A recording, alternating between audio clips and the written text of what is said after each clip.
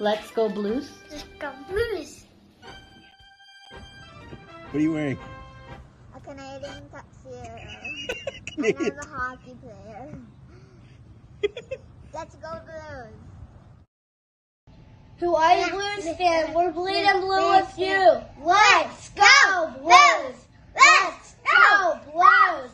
Let's go Blues!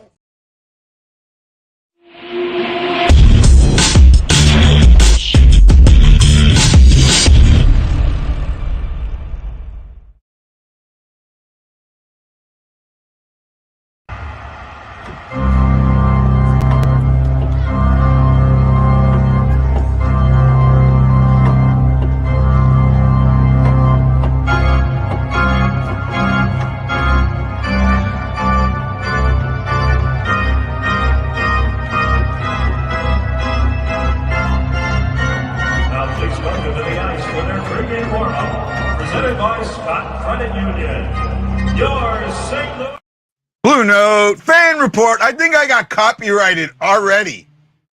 Wow. Unfreaking real. What's going on with this bullshit? I'm trying to find out. Give me a moment to see what happened. I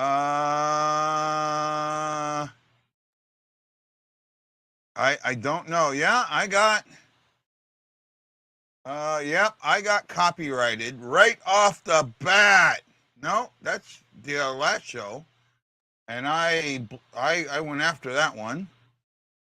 I'm pretty sure I got copywritten because I don't see any Facebookers. Maybe I'm back. Maybe I didn't get copyrighted.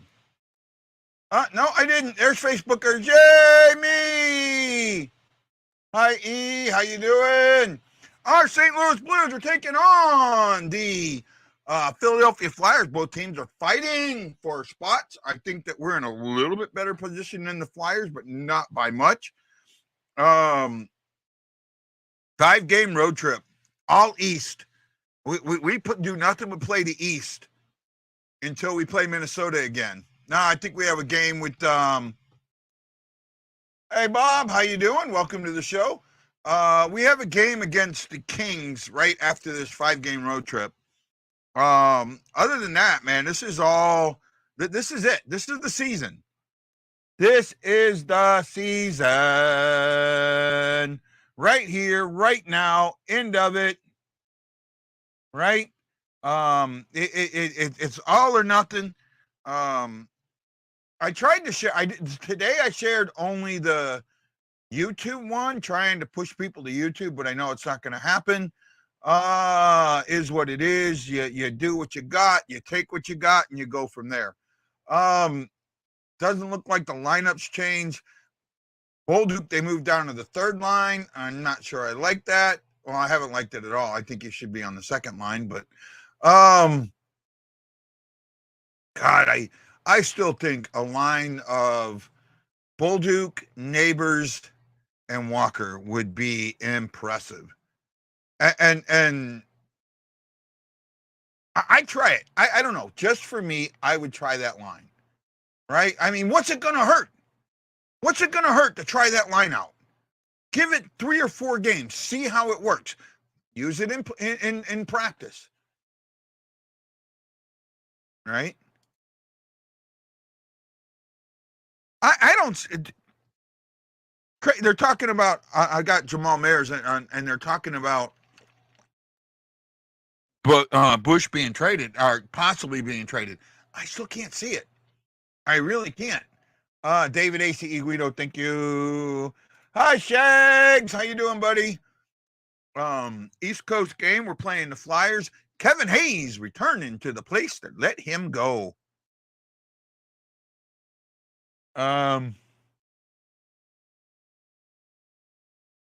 Return of Hayes to Philly should be a good matchup. Philly's doing better. They expected it late, and the Blues are fighting to make up some ground to get back in the playoffs. Yes, sir. Yes, sir. Yes, sir. Yes, sir. Yes, sir. Yes, sir. Man. Struggling.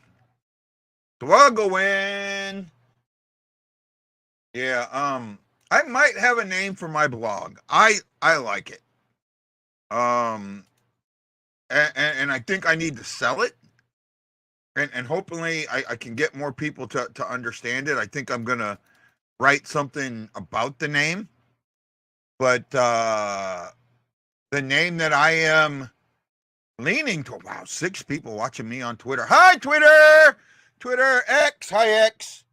Hi, X. How are you doing? Say hi, X. Say hi back. Hi. Are you watching on X? Say hi in the comments. Come on. Tap it, X. Let's go, X. And then they all went away. I went from 7 to 3 like that. Oh, that's funny. Funny, funny, funny, funny. Funny money. Dun dun dun dun dun dun dun dun dun dun dun dun dun dun dun dun dun. Let's say here we go. We got time before the game starts, and there's a few people watching. If no salary cap not withstanding, contracts notwithstanding, you could trade a player. Who would you trade? He did have a good game, Aaron. I will admit, I will agree with that. He did have a good game on Saturday. Probably one of his best games of the season. Do you guys want Shagalissus?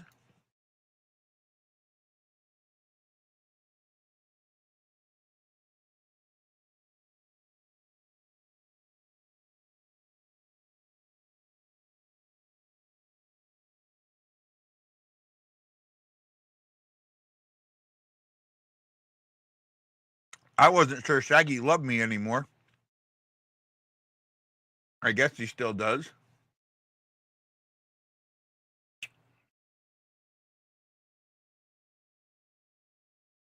So I sent him a link. We'll see if he jumps on. He's the only guy that talks more than I do on this show. Solid second liner. Well, see that, but that's right there, Aaron, is why I've been advocating for Walker to be in that second center spot, because he is fast enough, and he does handle the puck decently enough. His job is to get down there and then get the puck to one of the other 2 guys, and I think he has the ability to do that. I think he's shown it numerous times.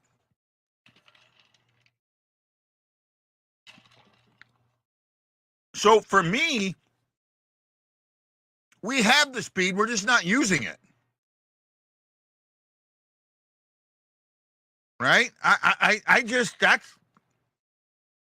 I'm sorry. There's some archaic thinking, and this thinking of your best guy's got to be your number 1 center, and your next best guy's got to be your number 2 center. You have to look at the lines in and of themselves, right? And Walker, skill level wise, may not have the same skill level as Shin, puck handling and face off wins and things like that. But what he does have is speed, and that speed with the other 2 guys that he could be paired with. Wow, what that line could do. Neighbors and Bolduc with speed, being able to, they would outskate most lines in the NHL. I think they would. I know Lance does not agree with me. I know this. And that's fine. But for me, that's where I'm at.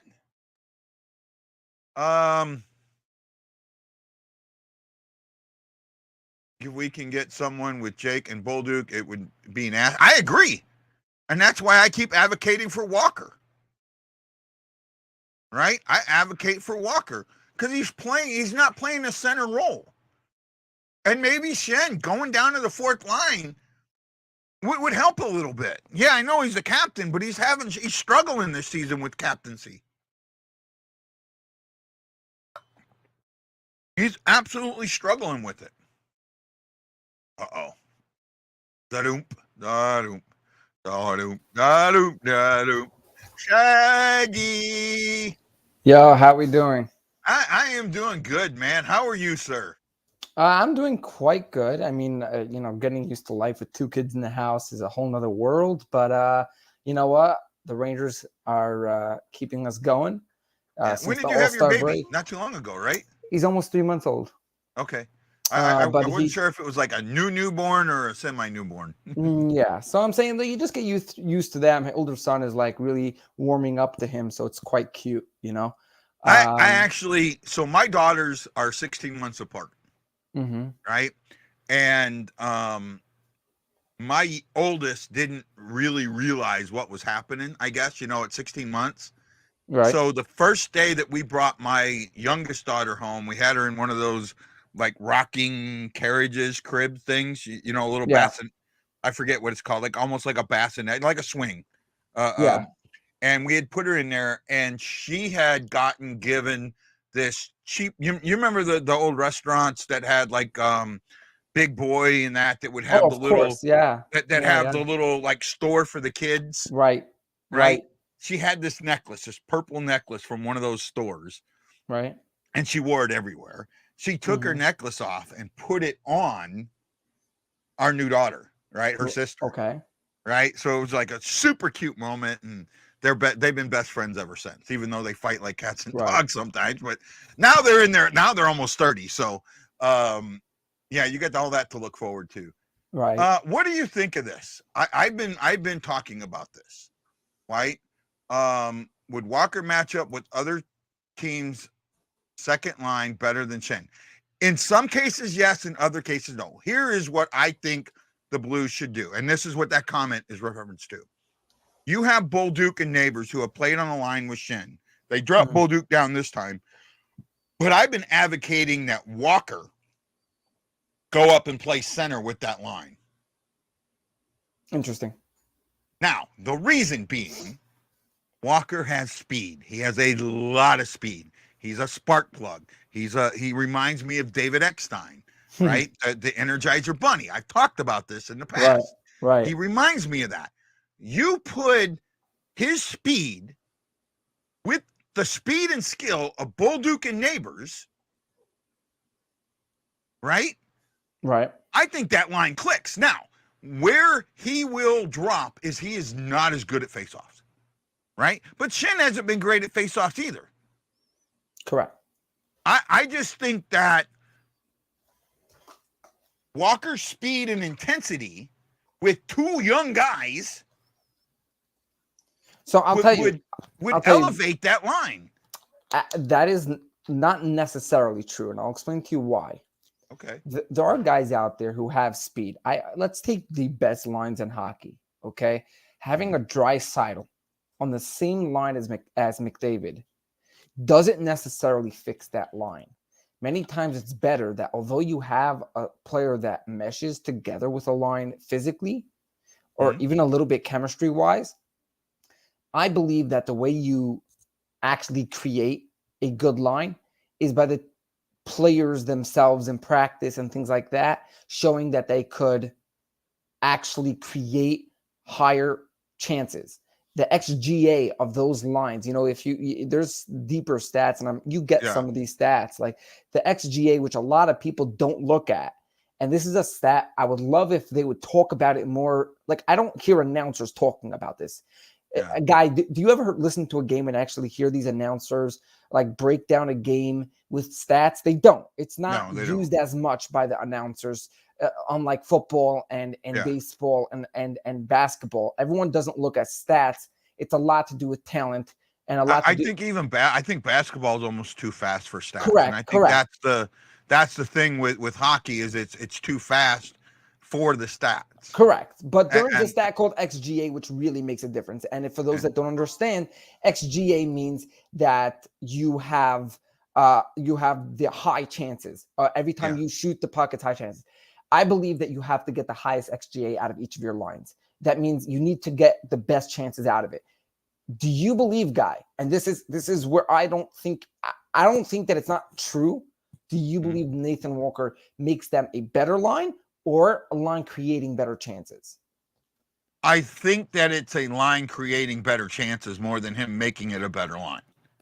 Right. And I will admit there. But what it comes down to is if you have three guys on a line, and now you talked about the Drysdale McDavid line. Do you know why that line doesn't work? Do you know why that line struggles as much as it does when it's out there? Everyone wants the puck. It's the same as when Hull and Gretzky were on a line together. They admitted they didn't know how to work together. Right? They didn't have enough time to learn how to work together. McDavid and Draisaitl, they just don't work together. They haven't worked together almost from day one. They're too the skills is too they're too evenly skilled that they don't defer to one another. They both want the puck. Right. Walker is going to give that puck to one of two guys that wants the puck and that knows how to handle the puck and knows how to pass the puck, right? And knows how to put the puck in the net and knows how to get in front of the net. I am almost dead certain that you got to put not necessarily a skilled center, but a quick center with Bolduc and Neighbors. And now here's the thing. No, 1 second. Now, Guy, now you just brought up, okay, so first of all, I think Neighbors is ahead of Bolduc and Walker. I think Neighbors has shown you he's a scorer himself. I almost think that, and this is, okay, so it really depends what you're trying to accomplish here, okay? The Blues you jumped in on me. You missed. You jumped in on me before I was able to finish my sentence. Okay. So finish your line because you have to understand that this team is getting younger, not older. You are bringing up younger players, i.e., Bolduc, Dean.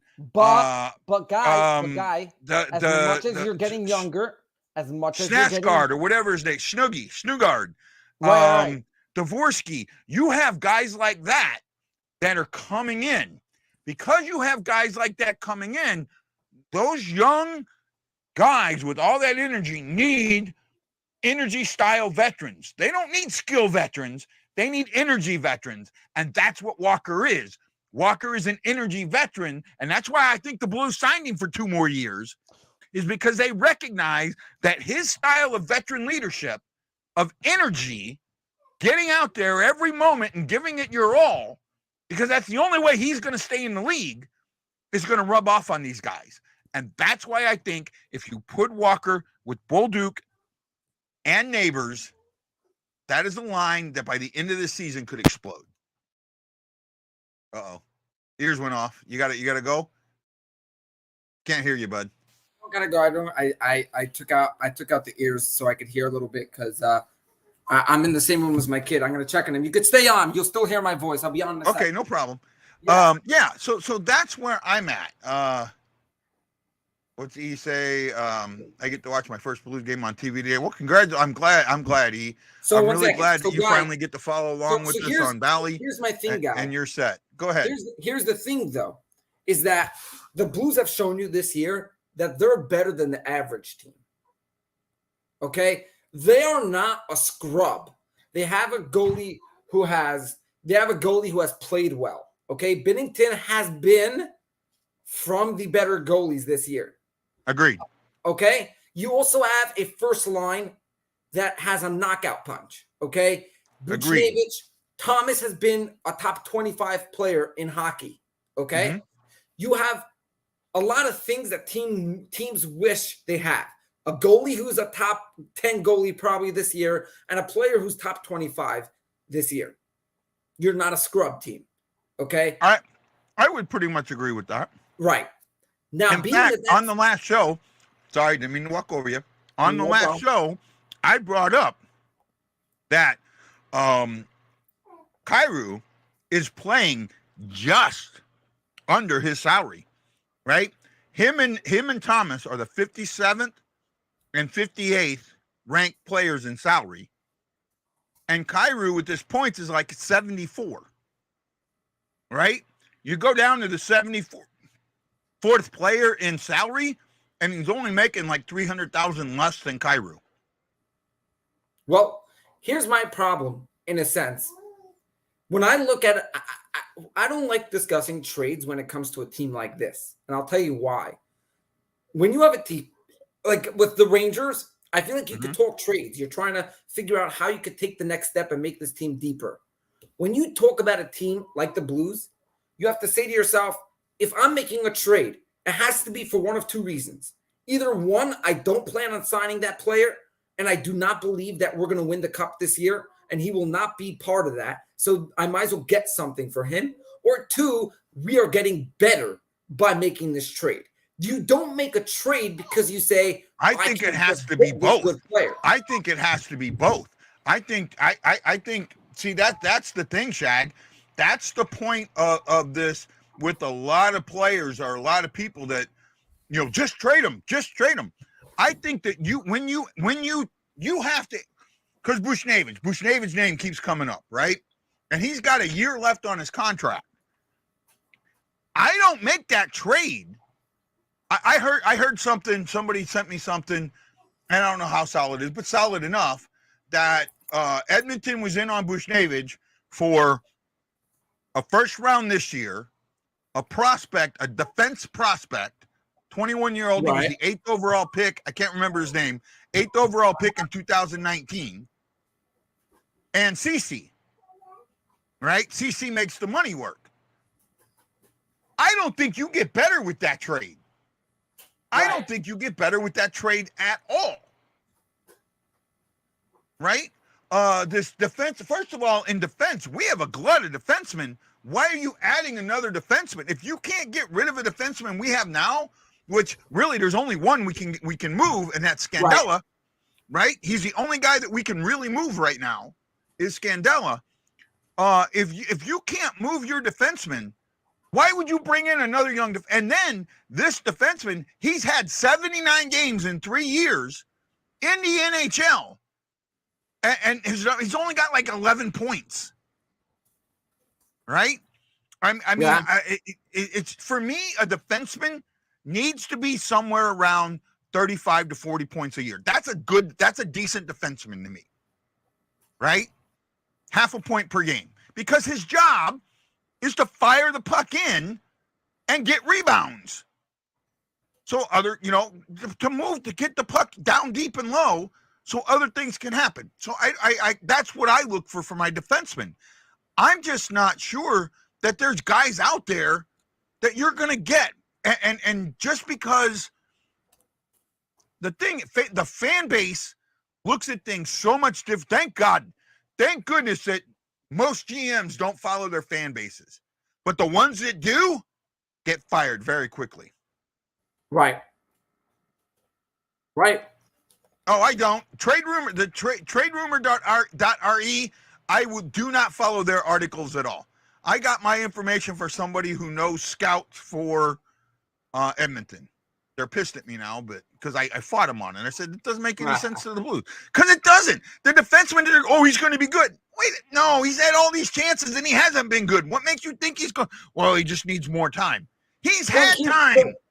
So here's the thing. This is why I was telling Guy that you don't make the trade unless you. Now, that's why I don't talk about trades for the Blues until I see what they're actually interested in going into. For example, you tell me you're trading Buchnevich. I don't want back anything less than something that's making us better for this year, making them better for this year, and allowing them to have things for the future. Because you're giving away a guy who's a first-line player who will provide for teams. Look, hold on. I want to address this. I want to address this comment, Shags, right? He says, I heard on ESP on 101, they sat down with Bush and told him he's not going told him he's going nowhere. That's not true. I said that. No. I said that. That's not true. Okay, because no, it's not true that they told him that. It's not true that they won't trade him. Because I'll tell you why. there's a team out there called the Oilers, okay? They have 2 top 5 players in the NHL, possibly 3 top 15 players, okay? Okay.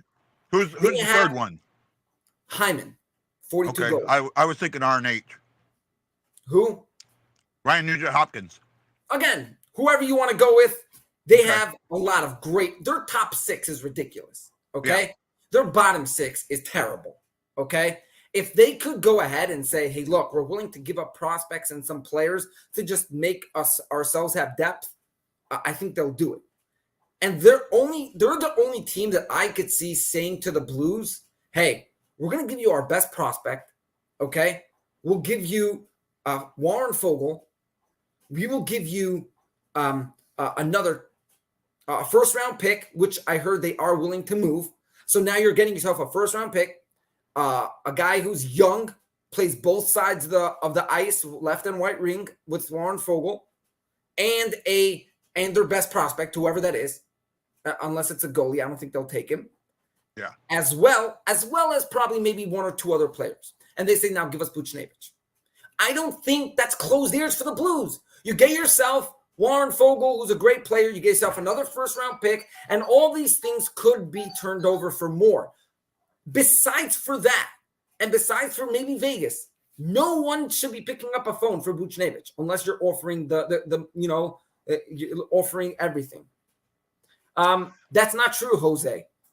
No, I think Jose's kind of on it. I don't think that their complete direction is clear. I mean, I know what you're saying, Shag, but I think overall the direction of the team isn't clear because we're going to bring young guys in, then you bring Hayes in, and we're going to do this, and then you do that.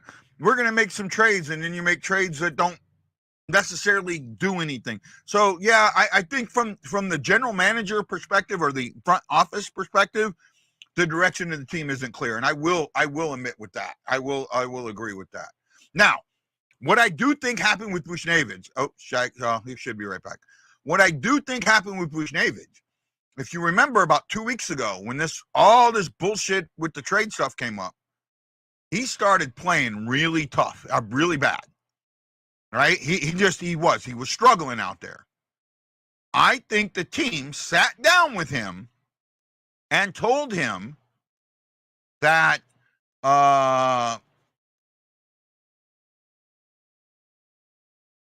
you know what? I don't know. I mean, right now, I thought 95 points, and 95 points is on, the outside looking in.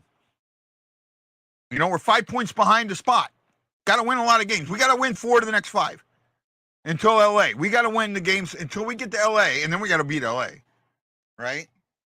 Shag said, well, uno momento. So we'll give Shag a second. Excuse me. Ooh, that. Not sure where that came from. 7 points? I don't think so. I think we're only 5 there, bud. I mean, I looked at it. I want to say that I looked at this just today. Let me double check. I think that we're only 5 back. Oh no, we are 7 back. My bad. So 1 second. If I could go back quickly. We're Jose, 7 back with 2 games in hand, so we're outside of the margin. So here's the thing. Here's the thing with the Blues, though. You were right, Darkness. Go ahead. Bud. Here's the thing with the Blues. I would love to see how they play tomorrow night, really in person. I technically have tickets. I could go to the Islander game. I wanted to really watch them in person because as much as you see on the screen, Guy will tell you, and this is 100% true, when you're by the game and I sit there, let's say I sit there with my phone writing notes. I do this for any game I go to. And I try to keep track of like certain things I notice. For example, interactions, how I see a player skating and stuff. It's so different in person. You get to like really break it down in your head as you're watching. They have no way. They have no way to tank this season. They have no way. And that's because how good they have that first line. Jason, you know what? Shag's going to fly me first before he flies you, Jason. Yeah. It's not with no disrespect to you, Jason. With no disrespect, because we love you to death. That's right. But like, if you could somehow and I mean this in the nicest way I can. If Shaggy had a choice between going to a game with you or me, I think he's picking me. yeah. No, you know what, Jason. To be honest, because I don't know you, if I had a choice between Guy and a brick wall, it would be a harder choice than between you and Jason.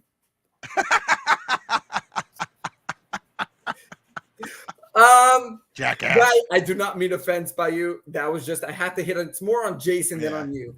I didn't call it. Either way, no, Guy, I would fly Guy in way before I fly Jason. No, I get it. First of all, by the way, if you guys want to think, we're joking with you, Jason. Jason, we're you and me are good friends. We're joking, bud. So let's go with this. Yeah, Guy in the third period, down by 1. This is just what I'm imagining. If I was like, tomorrow night, here's what's going to happen. If I took him to the Islander game, I have tickets technically against the glass where the Islanders shoot twice. Down by 1. Okay, the Blues are going to have the puck on the other side of the ice. This is what I'm imagining. And Guy's just going to be screaming, take the goalie out, empty the net. What are you doing? Rotate the puck. Rotate the puck. Come on, what is this blue team doing? And there's going to be a bunch of Islander fans. There's going to be a bunch of Islander fans just looking at Guy like, what is this guy and his grandpa doing at a game? And he's screaming his head off. I'm not that old bastard. Still, they'll see me. I look like I'm 20, and they're going to see me. Yeah, but I don't look like I'm old enough to be your grandfather. You can be my great grandfather, fine. So, you asshole. No.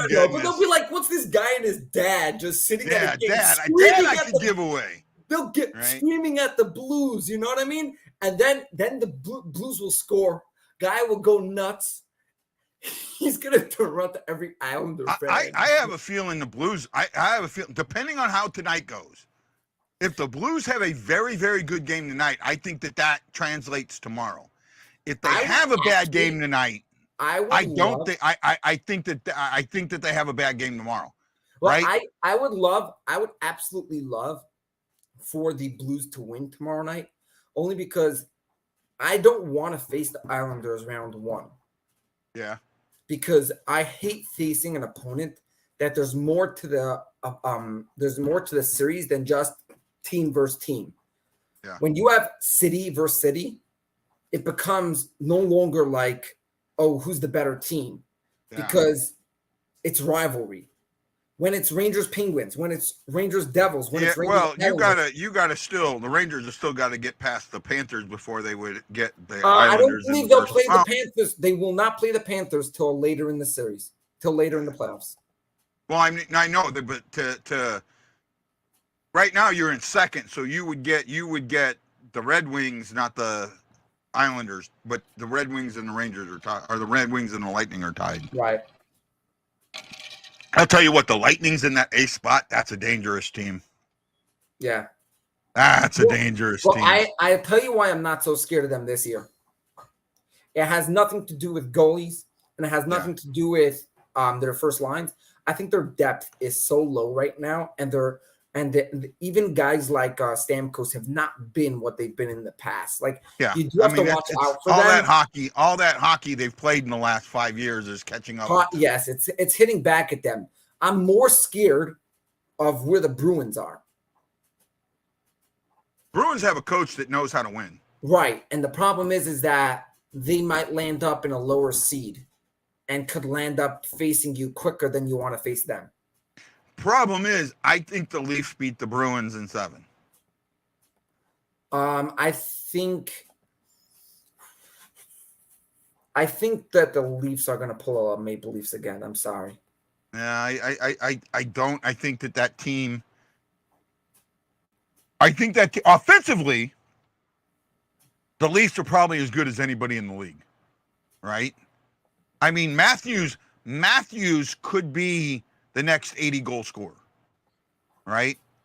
Given the right, in the next couple of years, he could hit 80. I could see that. And with that being said, that, they could will their way through a first-round series, even with a good goalie, because he's just that good with the puck, right? Aaron says, let's go Blues. I agree with you, Aaron. Your kid okay, man? The kid okay, Shags? Oh, the kid is great. I just keep trying to keep track of him. He's How I old's think that he's one? No. He's 3 months old. I think he can't figure out what. I thought you were with the older one. You have two, right? No, the older one and my wife went out to go shopping. They're either going to be back soon. Then I have to get off to put him to bed, and then I could be back probably on afterwards. But the most amazing thing I think that will happen during this trade deadline, guy, is I think we will have at least 15 to 20 trades. I could see that. I only think we'll have 3 or 4 big ones. Meaning, we're going to have a lot of trades. I think the big ones have already happened. I think the big ones have already happened. No, I really do. Gensel will be gone. Okay. I think Gensel, somebody's going to pay for him, whether it's the Oilers, whether it's the Vegas, whether it's the Rangers, whether it's the Islanders, whatever it is, someone's going to go out for him. I think that it's very possible that Henrique and Vetrano are gone. Okay. There was I think Tarasenko's for sure gone. Oh, Tarasenko's gone. I think Tarasenko is for sure gone. Okay. The other players that I actually think will possibly disappear is Yanni Gourde could possibly get traded. I think Eberle could get traded. Anthony Duclair could get traded. Scott Laughton, Kyle Oposo, Alex Tuck, Mantha, Chikrin. That's a lot of names right there that are not big, some of them, but they're big enough. Those guys could all end up moving. The team to watch out for, guy, and I'm telling you, it's scary to think. Here's something that I think the league. Here's something that I think the league might address in the offseason. The Devils, that trade that just went down between Calgary, Dallas, and New Jersey. Yeah. I'm surprised the league let that go. New Jersey got hosed in that deal. They got nothing. They facilitated that deal and got nothing. But didn't they get cap space out of that? No. In fact, they lost cap space. So what was their gain in that officially? New Jersey retained 50% of the ended up like 25% of the guy's salary that went to the Stars. I can't remember the name. And then they got a 6th-round pick. A 6th-round pick is junk. In fact, I'll be honest with you. The NHL draft should go to 4 rounds. The 5th, 6th, and 7th rounds are useless. How often you go back and you look at those rounds the last 5 years and how many players from those rounds have made it to the league? So that's where I think I would take the 6th and 7th round. I would keep the 5th. I would take away the 6th or 7th round and turn those players into a draft on a separate night. And the draft that is on that night is not televised. It's not. You can't find it anywhere. It'll just be put out afterwards what happened. Yeah. Well, no, I think it should be televised. I think it should be televised. There's enough players in those 2 rounds that could puck drop. Puck drop, bud. Oh yeah. So what is the plan coaching wise for next year? I don't know. No. I'm just curious, guy, because I was going through now that the Devils fired the coach. I don't see. No. I don't mean Bannister. Names. I don't see Bannister being the coach. Names, guy. I don't mean names. Are they gonna look for a specific guy to develop? Or are they gonna look for a guy who's a good game manager? Because those were 2 problems that Berube could not do. There was something that happened that I think. I can't say too much about what I know about this, but there is a possible college coach at the Division I level that recently lost his job that may have spoken to the Blues about the possibility of interviewing. Guy being an insider. Nobody tweet this. No, I can't. I can't. Oh, nice shot, Thomas. I can't say anything more than that. I'm speculating. I will admit, straight up, I'm speculating based on what I was told. I I'm would speculating a little love for bit. the Blues. And some of it's what I wasn't told. Like when I dropped the hint, there was no like denial of the hint. I would love for the Blues to reach out to a former player. This guy would fall into that category. No, do you know? But Guy, why am I thinking to have a former player as their coach? I think you need a former player because that's what. Well, you've had former players. You had, No, but it's specifically with this team, you need a former player. Why? well, you have a lot of young guys that you have a locker room issue. That's right. That's right. You have a locker room issue exactly with some jealousies and some things like that. You need a guy. And not who only knows that, how you to have a work fan with base that. issue. You have a really bad fan base issue right now that you need a type of coach to help alleviate. And one of the things, and you need a guy. You need a guy who has experience with dealing in their locker room, and not just with as a coach, but as a player. When they understand we are look what St. Louis has done with the Canadians. That was what St. Louis. Well, he did an amazing job there, and he's still doing an amazing job. I'm trying to watch the game and talk to you at the same time. My thing with the Blue, and I brought this up. Jordan Kyrou. Everyone brings up his contract. He's getting $8.25 million, $8.125 million, and he's playing like shit. No, he's not. He's actually playing at his contract level or just under his contract level. And I don't think people realize that. His contract, and let's see if I can pull this up again because I had it up. Robert Thomas and Jordan Kyrou are both getting $8.125 million. That is the 57th and the 58th best contracts, AAV wise, right? AAV in the league. Okay? His points are right in the 73, 74, or 74 range. The last time I looked. The guy making 70, the guy in the 74 spot is Quinn Hughes at $7.85 million. Quinn Hughes is only making $300 million more, or $300,000 less than Kyrou. Kyrou's playing very near. I have to run. I might be able to come back soon. All right. Okay, talk to you later. Diaper change.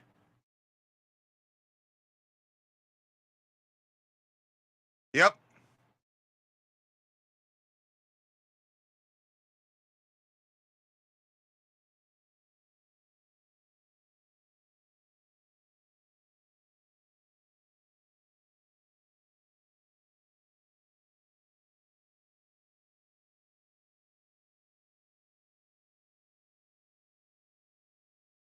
Big say by Bennington.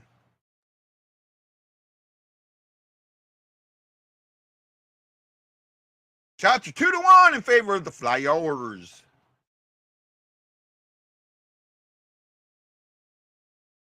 That's a good pregame show, I think.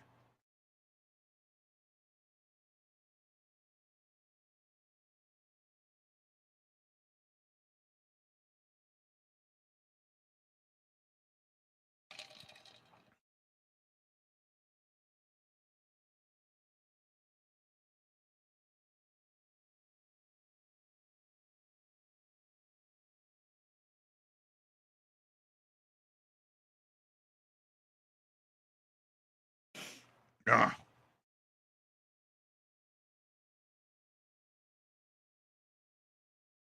Be nice to see him get another. My playoffs start this week, so I need big games by Saad, Thomas, and Bennington.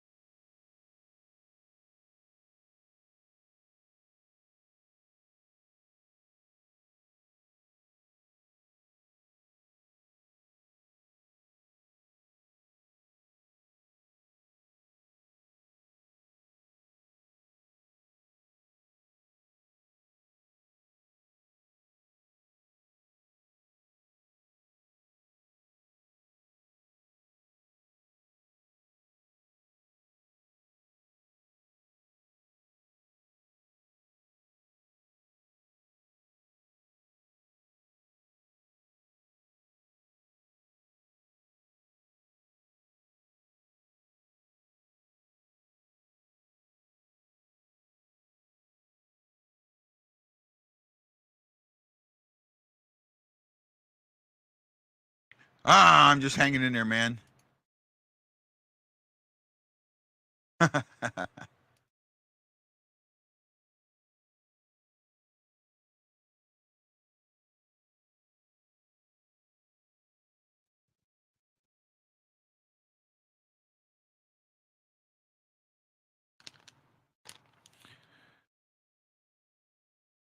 My O-ring broke. I may have to replace it during the show, so you might lose my mic for a little bit if I do it.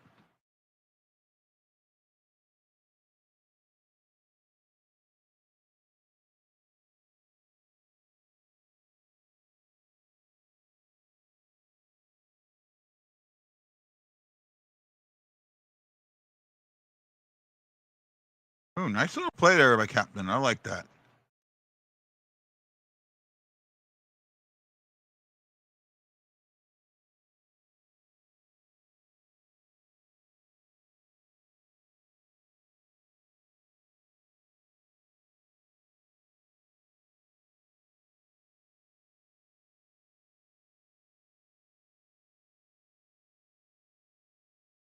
Not much possession there at all.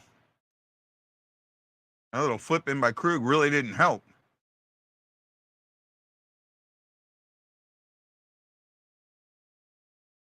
See, that I like that right there more than what we've been seeing. See, and then you end up on the cycle.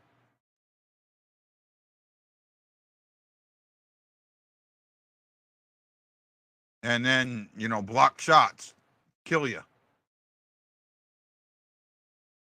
Wayne says, big news in the sports world today with Kelsey retiring. I thought he'd already retired.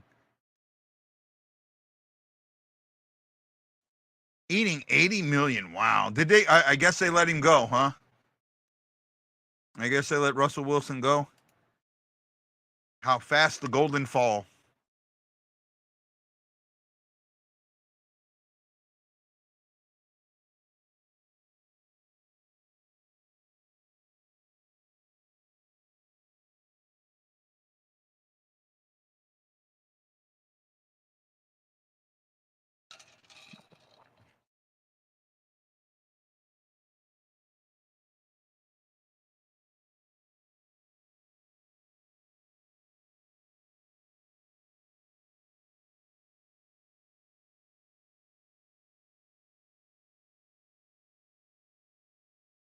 To me, the Blues need to win 15 of the next 22 games.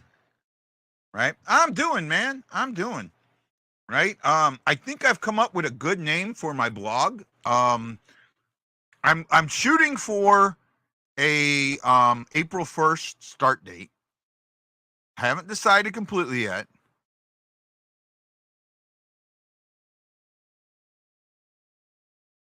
I'm liking the name Guy's Mental Shrapnel.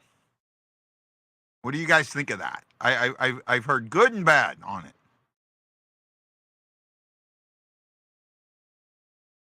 Well, and so far, no copyright strikes. Yay!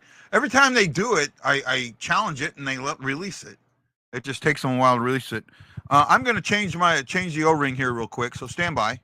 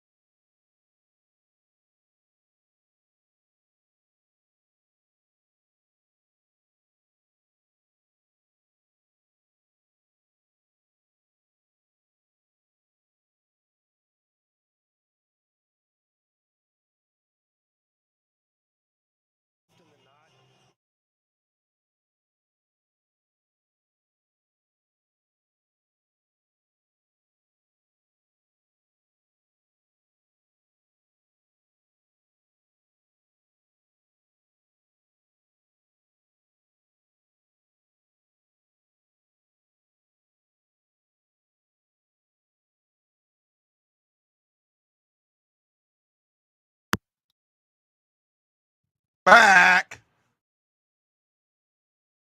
Yeah, my mic has O-rings that kind of hold it in place, and this one kind of snapped. They get dry in here. You can kind of see it. They get dry in here in this room that I'm in. Even though I put some WD-40 on them, they still dry out and then they snap. So I bought a bunch. Oh no! Here. It is again. Let me.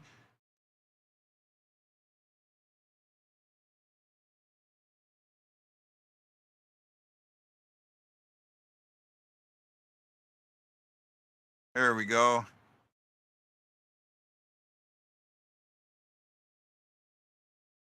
I have a photo of Sergey in front of the Rocky statue. That's the one thing I didn't do when I was there, and I should have.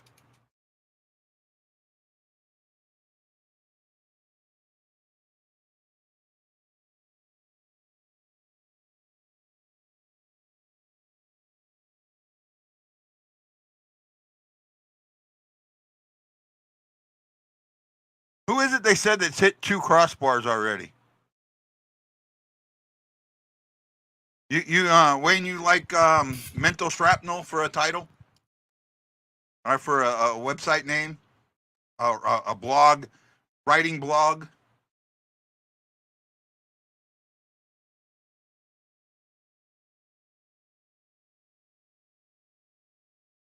All right. Well, here's something. You guys are going to get the first chance at this, and I'll talk about it in the first intermission. Wait till a few more people get here. I'm going to throw something out. You can either email me your suggestion or put it on Facebook or whatever, because I'll put this on Facebook. But one thing that we'll talk about it now and then talk more about it later. Ooh, yeah, that snapped that. Feel a cut in it. One of the things that I want to be able to do is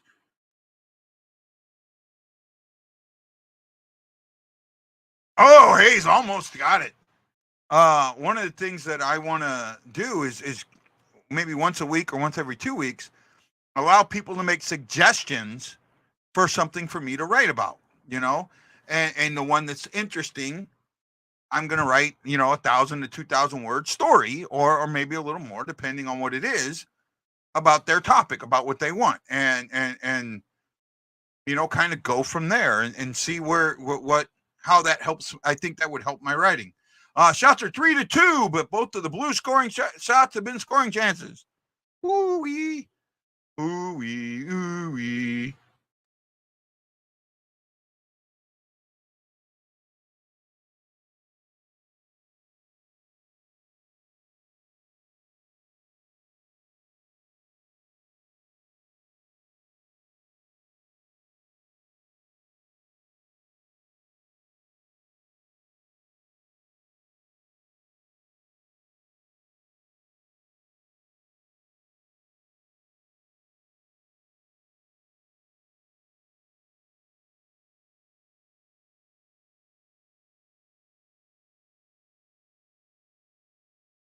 Oh, well, thank you.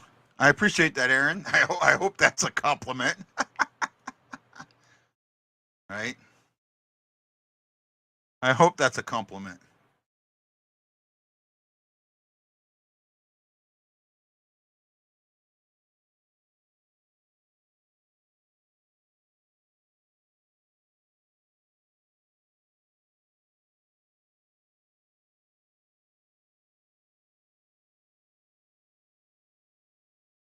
Oh, thank you, bud.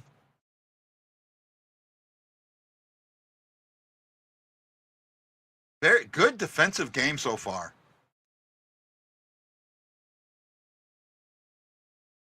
Oh, nice cycling. The Blues are getting some cycling going.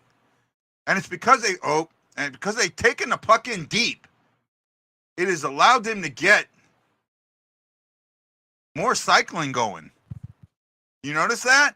Instead of getting, at the top of the circles and trying to pass it back, they're trying to take it in deeper, get it goal line, and that has opened up some cycle opportunities and some passing opportunities.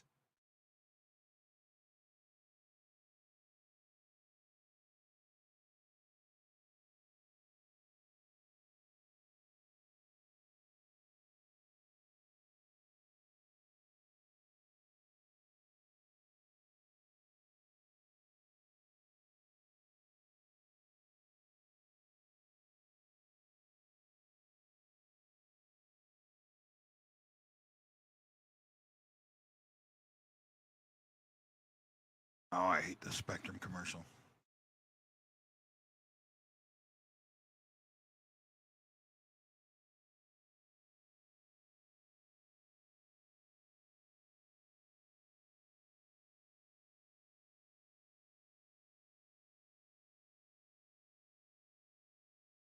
Oh my goodness.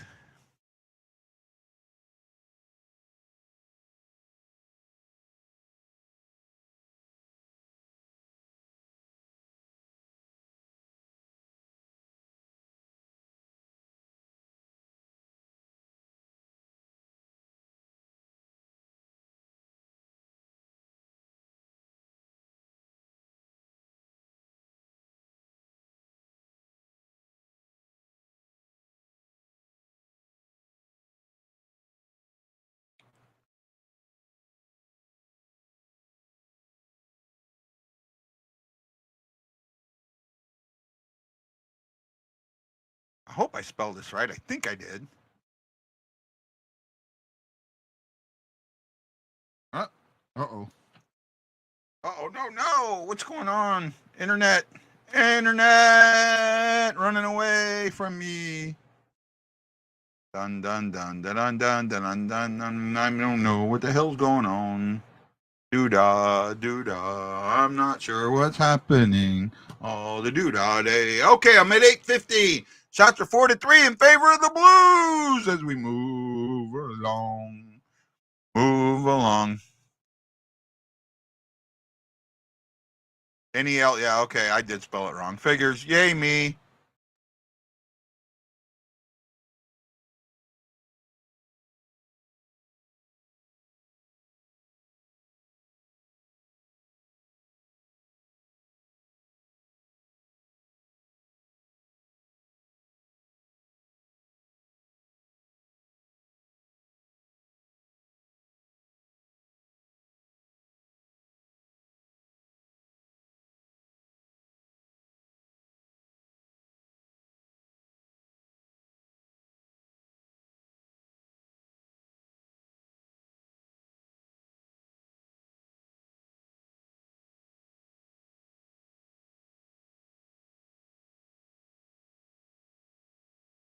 Bad turnover, 2-on-1. Oh, Bushdavic, how do you miss that? Oh my goodness, Butch. How do you miss that? How do you miss that, dude?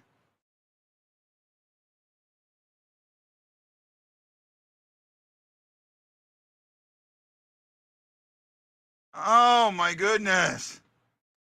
That's going to haunt us.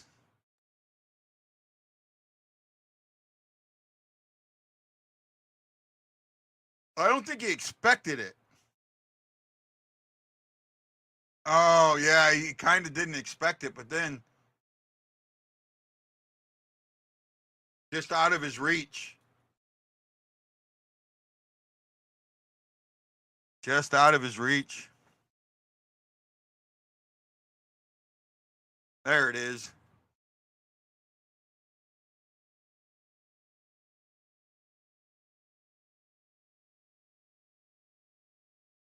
Oh, there's a penalty coming. Yeah.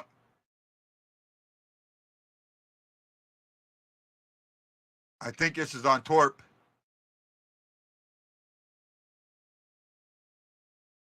Uh-oh. Time for a penalty kill. Should start happening Wednesday, going through Thursday, going Wednesday through the Friday deadline. I think they start tomorrow, bud. I really think they start tomorrow.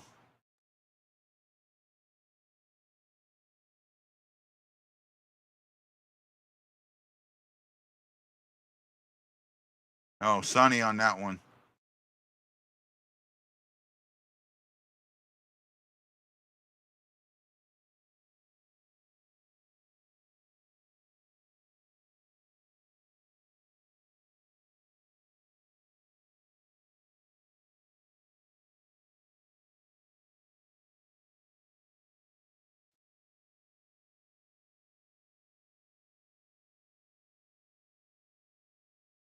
I would agree with that.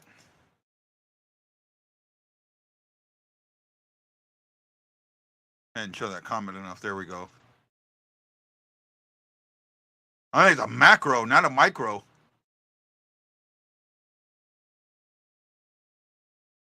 Thank you there, Aaron. That was sunny. I said Torp. I wasn't 100% sure.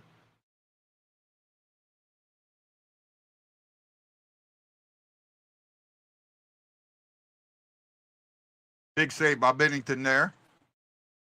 This is the part of the game where we struggle. We get into the last 7-8 minutes and we start giving up a lot of shots. We start losing control of a game right here early. We'll lead in shots up to this point, and then all of a sudden we'll let them get a lot of opportunities.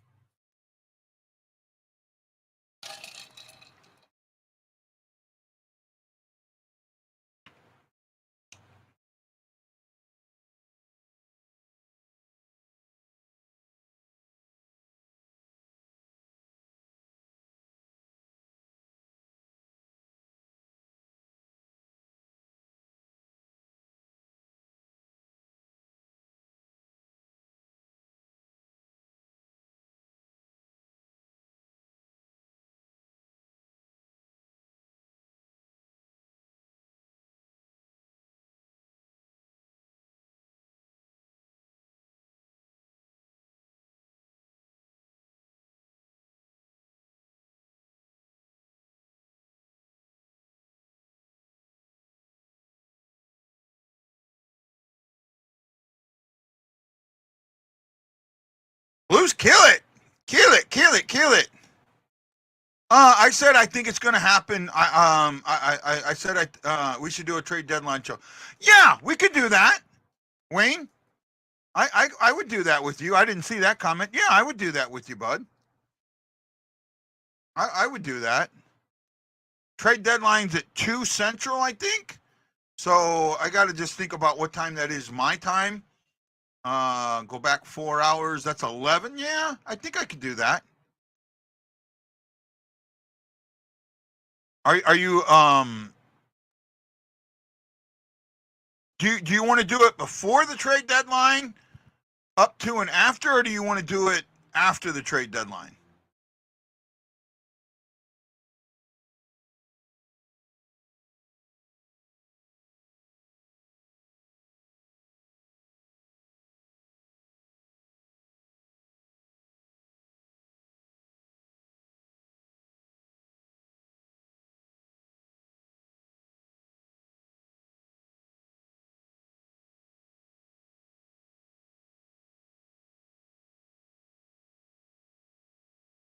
Oh, I don't have a problem with it. It's just making sure that I don't know what your schedule is, bud.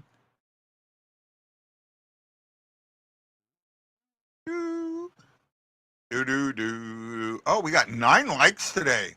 Aaron Coulter, Matt Park, Tad Dieterman, Jason Nichols, Tammy Frankie, Aaron Nels, Russ Tidlane, E. Guido, and David Ace. Yeah, we could do that. It's 2 Central, right? Or 3 Eastern. Does that sound right?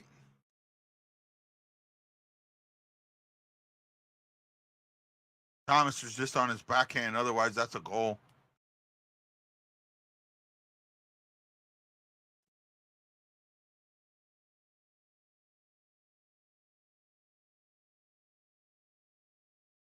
You're available now. Well,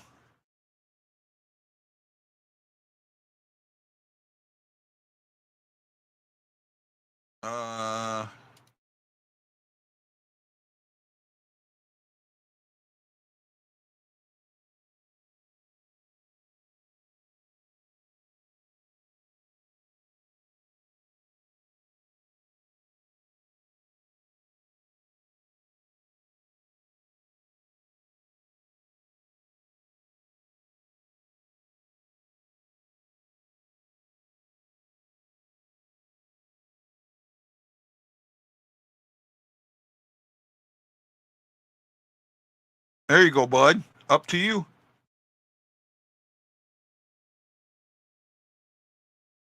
Ah.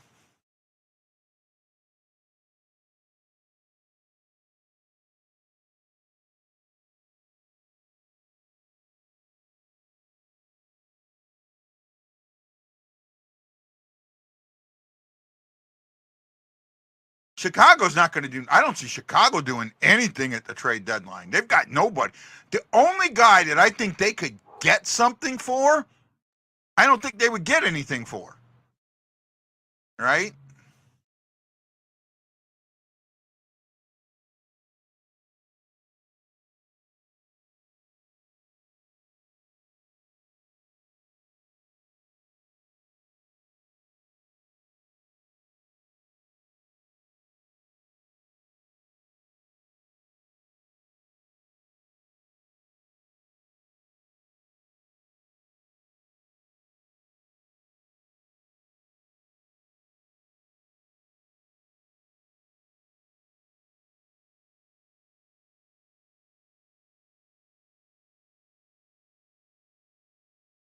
They're gonna trade Blay. I see that.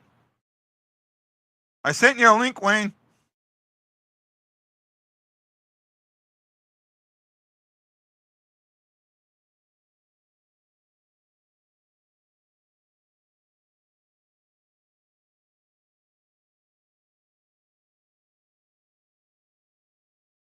That was a dangerous little pass there.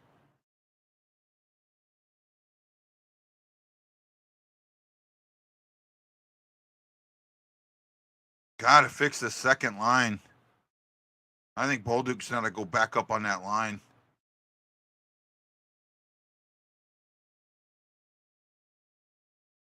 Nice back check, Tareko. Oh, what a back check there.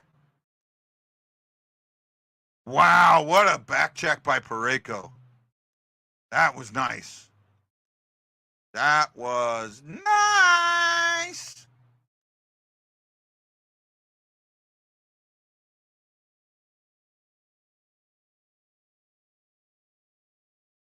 People are running away. Nobody's watching now.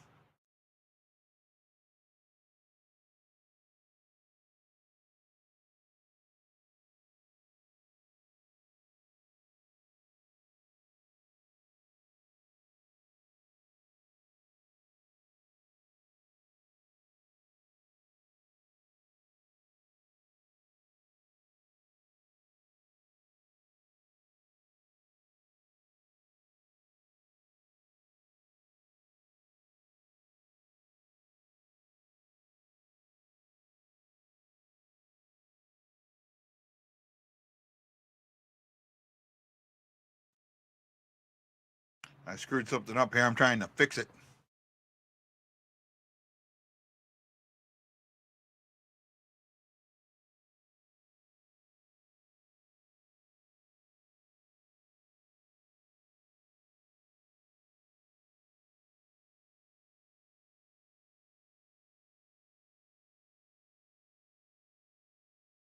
So 3 p.m. Eastern, what's 2 p.m. Central Time? That's 11 my time. So coming on at 9, going 9 to 1. Yeah, we could do that. 9 to noon. Yeah, we could do that. I think that would be fun.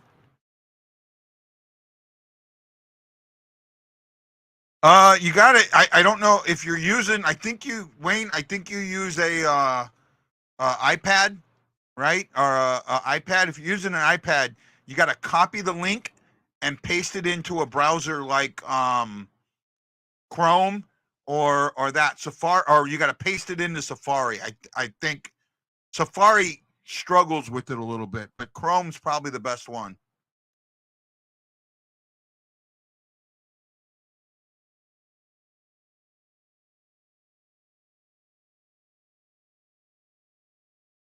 Ah.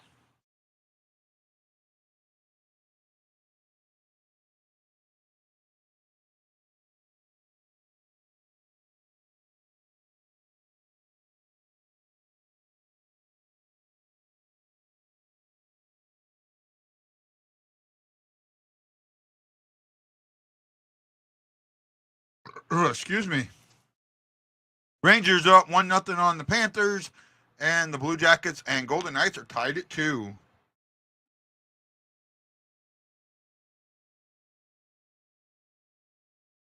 Oh, Kyrou off the crossbar. They've gotten good.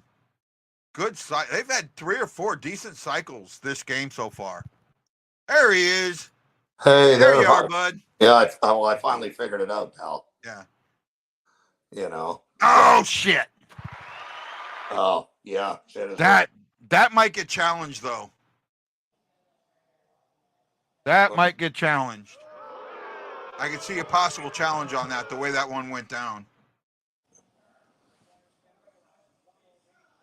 I wouldn't be surprised that they're looking at it. That doesn't. There we go, man. We got to that 8-minute mark, and we were doing good. We're tied in shots, and now we're being outshot 12-5. Let's see if this is something they challenge. Yeah, I don't think they're gonna. No. Well, he's in the crease though. He is in the crease. There's no question about that. He's in the crease before the puck. That used to be goaltend. That used to be an automatic interference. Automatic interference back in the day, absolutely. Yeah. Yeah. So I noticed you were saying something about. I do believe that is it is the 2:00 Central Standard. Yeah, I looked it up. It's 2 Central, Eastern. 3:00 Eastern. So yes, on that. See, he's too far in the crease. He prevents Bennington from blocking that. That's what I was going to say. It looked like he was. He was in the crease before the puck. Was up against the right skate of Bennington's there. Yeah, it's just so hard to challenge that. Well, and they're all over the place with the challenges, to be quite honest.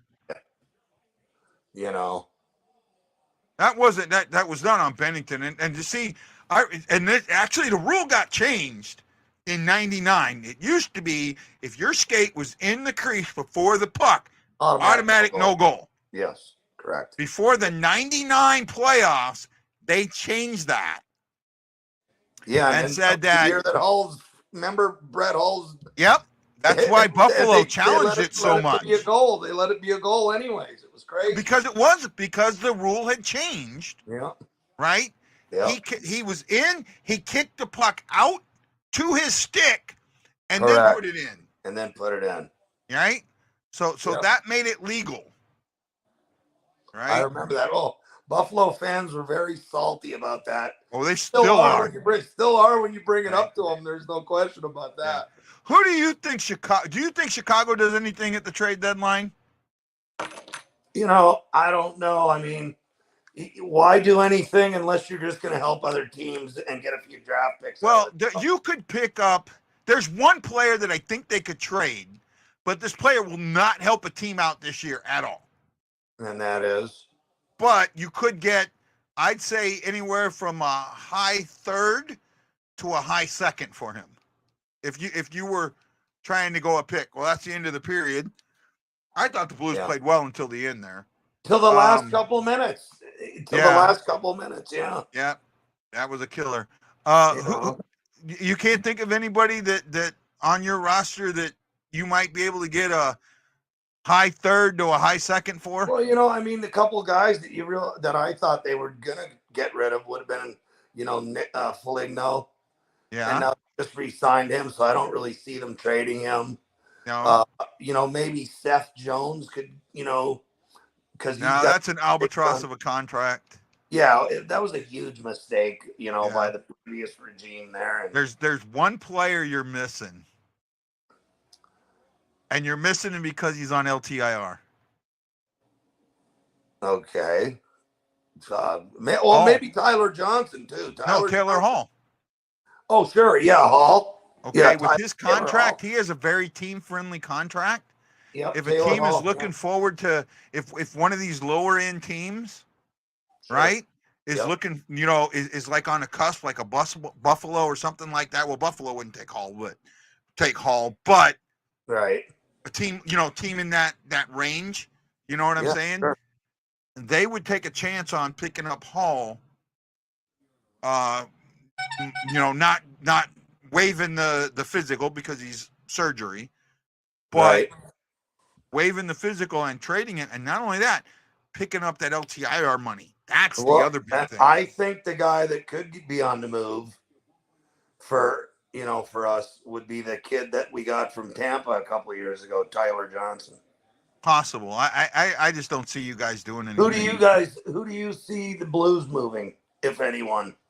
Uh Because there's a lot of chatter out there about Bushnevich being gone. I don't see it. I honestly think, and I said this before, a couple of weeks ago, he was playing really, really bad when the trade rumors first came out.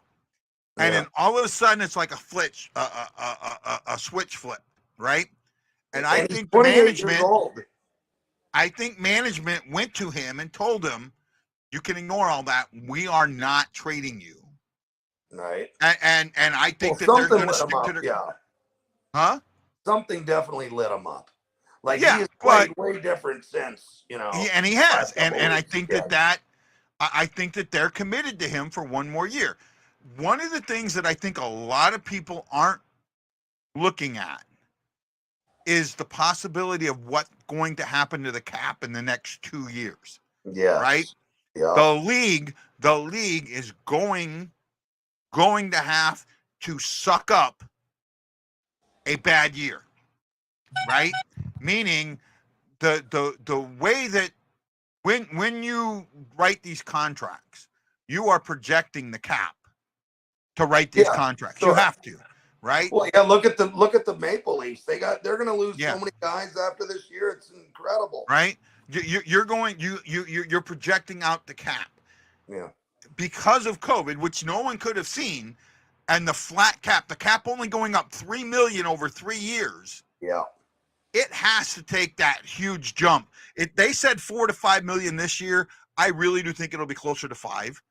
Right. And then I see the year after the same thing happening, that they will jump up to $5 million again. So I think you could see the cap in the next 2 years jump up $10 million. And in that, kind of like the NFL just went crazy with their jumping the cap. Oh yeah. I think that revenue-wise, the NHL is really starting to show. They have more teams having better revenues than not. And I think that the cap, the league is going to have to do a suck-up.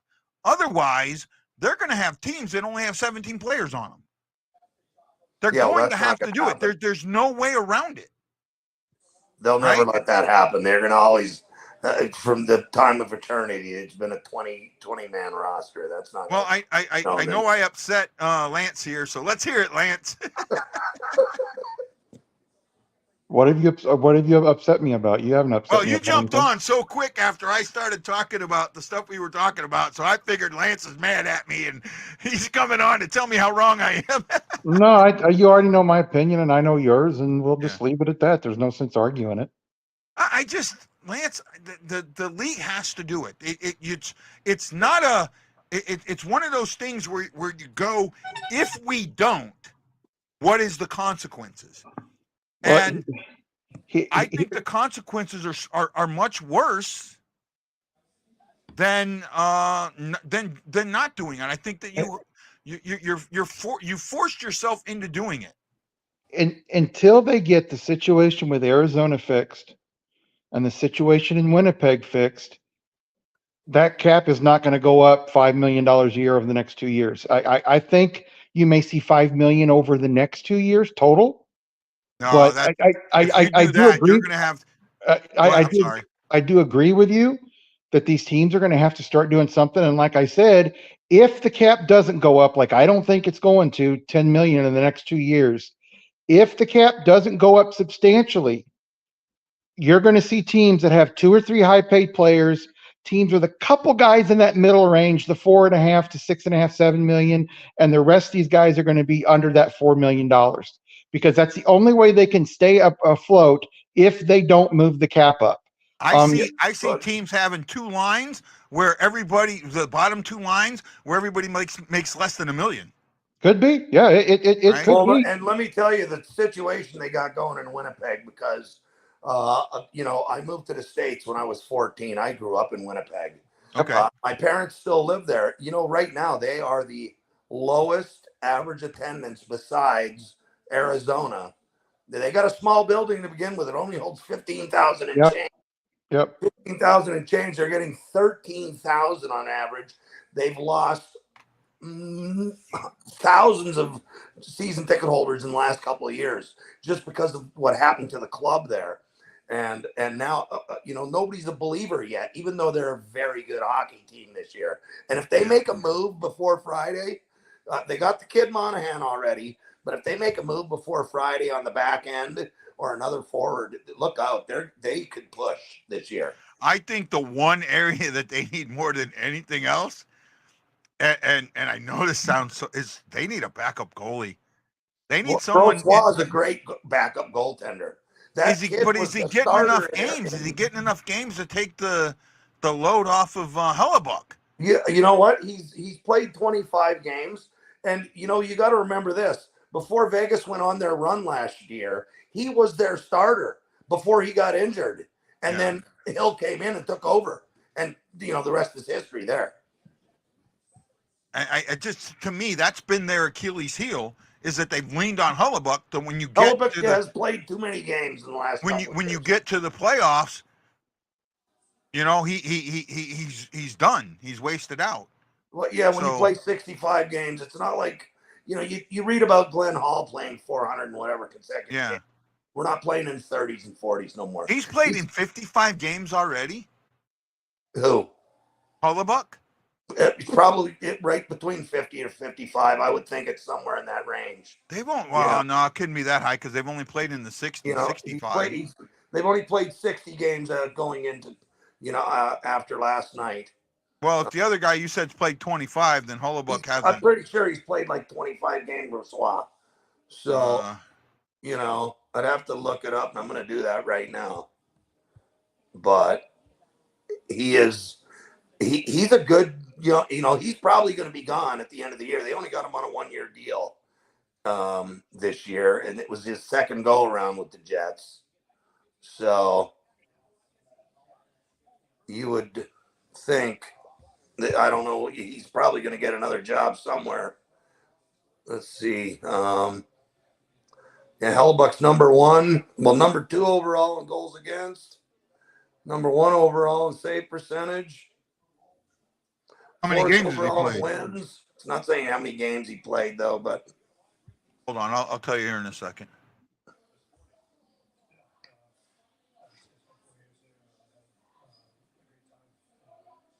But I think, if you're a Jets fan, you got to be happy there with what they've done because.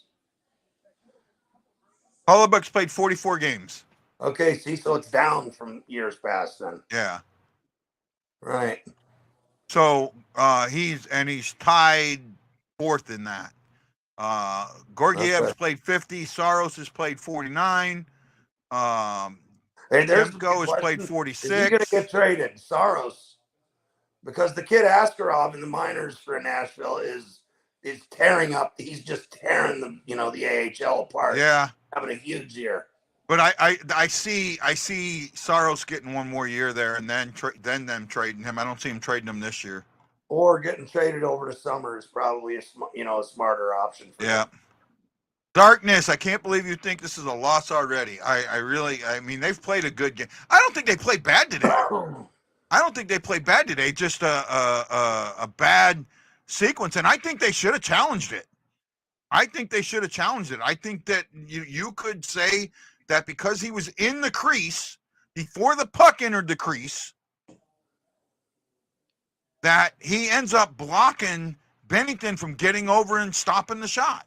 Bennington didn't try to get over to stop the shot until the puck was between his legs, and there's no way that would have been called interference. I understand what you're saying, but if you watch it back in slow motion, they would have. You can't do that with 1 minute and 20 seconds left, and if you lose, you run into a power play when you just gave up a goal.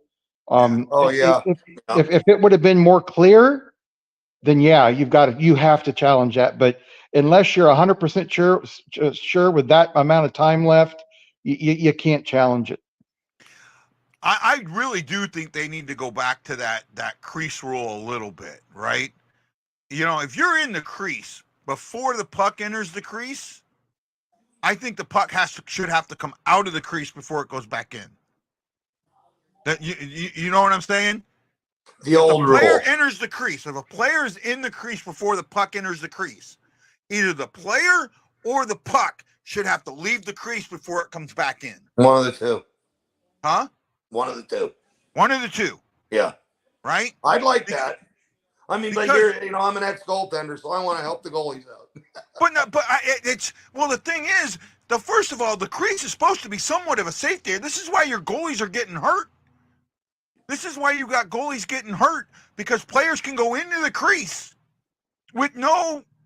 Yeah, but what about the goalies who go outside the crease and they still want to, and like they want to stick handle out there, and then when they get hit, they wonder what the hell's going on. Well, that's on them. Once they're out of that crease. Yeah, but they're still, when you touch a goalie even outside the crease, you're getting a penalty. I mean, they're behind. And I crazy. disagree with most of that. Right?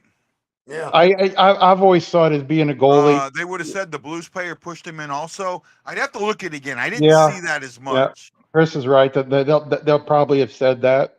Yeah. Well, they might have said it. I don't think that it happened. Well, see, one reason why guys get in the crease today, and they didn't used to back in the 70s, 80s, 90s, early 2000s, it's not just because of the rule change. It's because goalies used to smack you in the side of the leg like I used to do with people, and take my stick and put it between their legs and very quickly hook them a little bit and then slap them in the side of their knee. Because if you do that and the ref doesn't see it, it's going to stop those guys from going in that crease. And Billy Smith and Ron Hextall were notorious for just tearing your ankles to pieces. Oh yeah, they would tear those guys up every night. Yeah. I see, the only guys I see getting traded from the Blues, and we got more time to talk with the second period coming up and the second intermission and maybe a post game depending. But the only guys I see getting traded are Blais, Sundqvist, Scandella, Kapanen, maybe. But I don't see to me, anything under a third round pick is a waste. Right? Like we stole Hayes from Philadelphia. We got Hayes. They kept half his salary, and we gave him a 6th round pick. That's a because steal. Torts didn't want him there no more. Yeah, Torts had to show the power.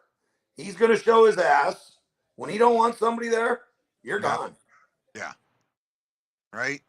And he's here when all that stuff came out about the kid that didn't want to play with Philly and that in the trade. And someone came out and said that it was because of Hayes told the kid not to play there or some shit like that. Yeah. He really stood up for that. I mean, he stood up for Hayes, and he said, "Yeah, we didn't get along on the ice. Off the ice, he's one of the best players I ever dealt with." Nice. Right? He was a solid guy. Hey, Wendy, how you doing, buddy? So I am up, Wayne. I am up to doing a 3-hour trade deadline show. Yeah, right? absolutely. So I'm trying to think of the times. The trade deadline And is listen, as many times as like that. Lance has been on the show. Wendy.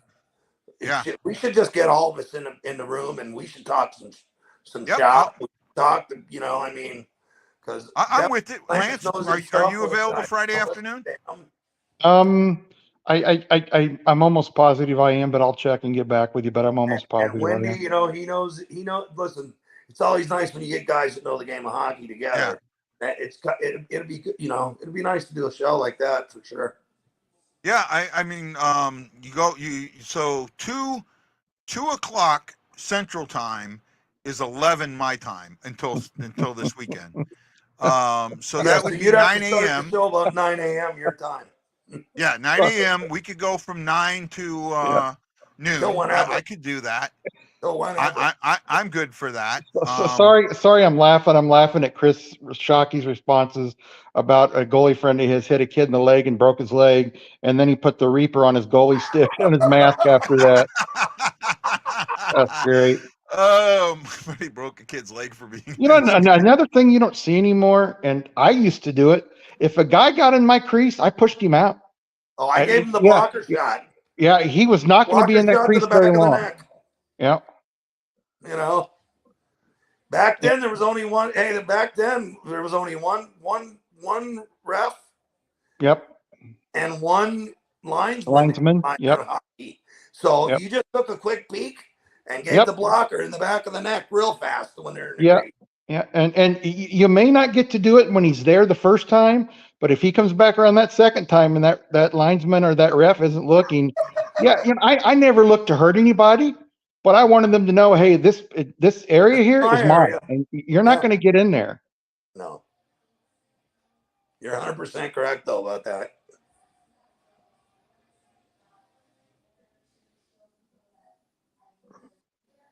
So they're saying here's what's going to affect the trade deadline since we're in between periods still. I guess now, with this Kuznetsov coming back and getting put on waivers, and now he's down, he cleared waivers. Is that somebody they could move? Do you think Kuznetsov could get moved? And now Larkin is the captain of the Red Wings. He's out the next 2 weeks. They're going to need somebody. Yeah, I have a feeling if a team came to them, and there may be some other things behind it. I'm hearing there's some other issues with him, and there may be some other things behind it to where most teams. Who is he on? Who's he on? Because I'm that's sorry. off the Capitals. Capitals, yeah. I was thinking of maybe the guy from. He was the guy. Go ahead, Lance. He was the guy 2 years ago that Washington offered him straight up for Tarasenko. Well, he was also the guy after they won the Stanley Cup. Yep. Was found on a video snorting cocaine. Well, Yep. hold on, snorting a white substance off of a table. Yeah. Okay. Well, I think we all pretty much know what you know. Yeah, it was powder. Yeah. And Jason says if you came in my crease, you wouldn't forget it. You can knock me out. Just a teammate. E says his D didn't help me. I'm surprised they didn't. Okay, we're about to have puck drop, so you guys are welcome to stick around for the puck drop or bounce in, bounce out. Up to you. We'll keep talking as the game's going on. Yeah, so I'm up for it. I will. I'll set that. I'll set that show up tomorrow. So I'll preset it and we'll kind of go from there. Maybe I'll take a screenshot of this here later and use that as the promo of the three of us dumbasses. And Wendy, if you're still there, if you want to come on, you're more than likely. Yeah, I think I'm about 10, 12 seconds ahead of you. So I'll make sure I'll make sure I'm quiet if something happens here. I'm at 1922, so. And I'm at 1908. Oh, you're just a tad ahead of me. Yeah, that's about right. Yeah, I'm the same as Guy is. Exactly the same.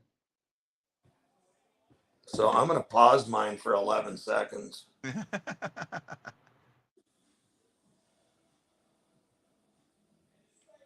I'm at 1900, 1859, 1858, 1857, 56, 55. You're right on 54, 53. Yeah.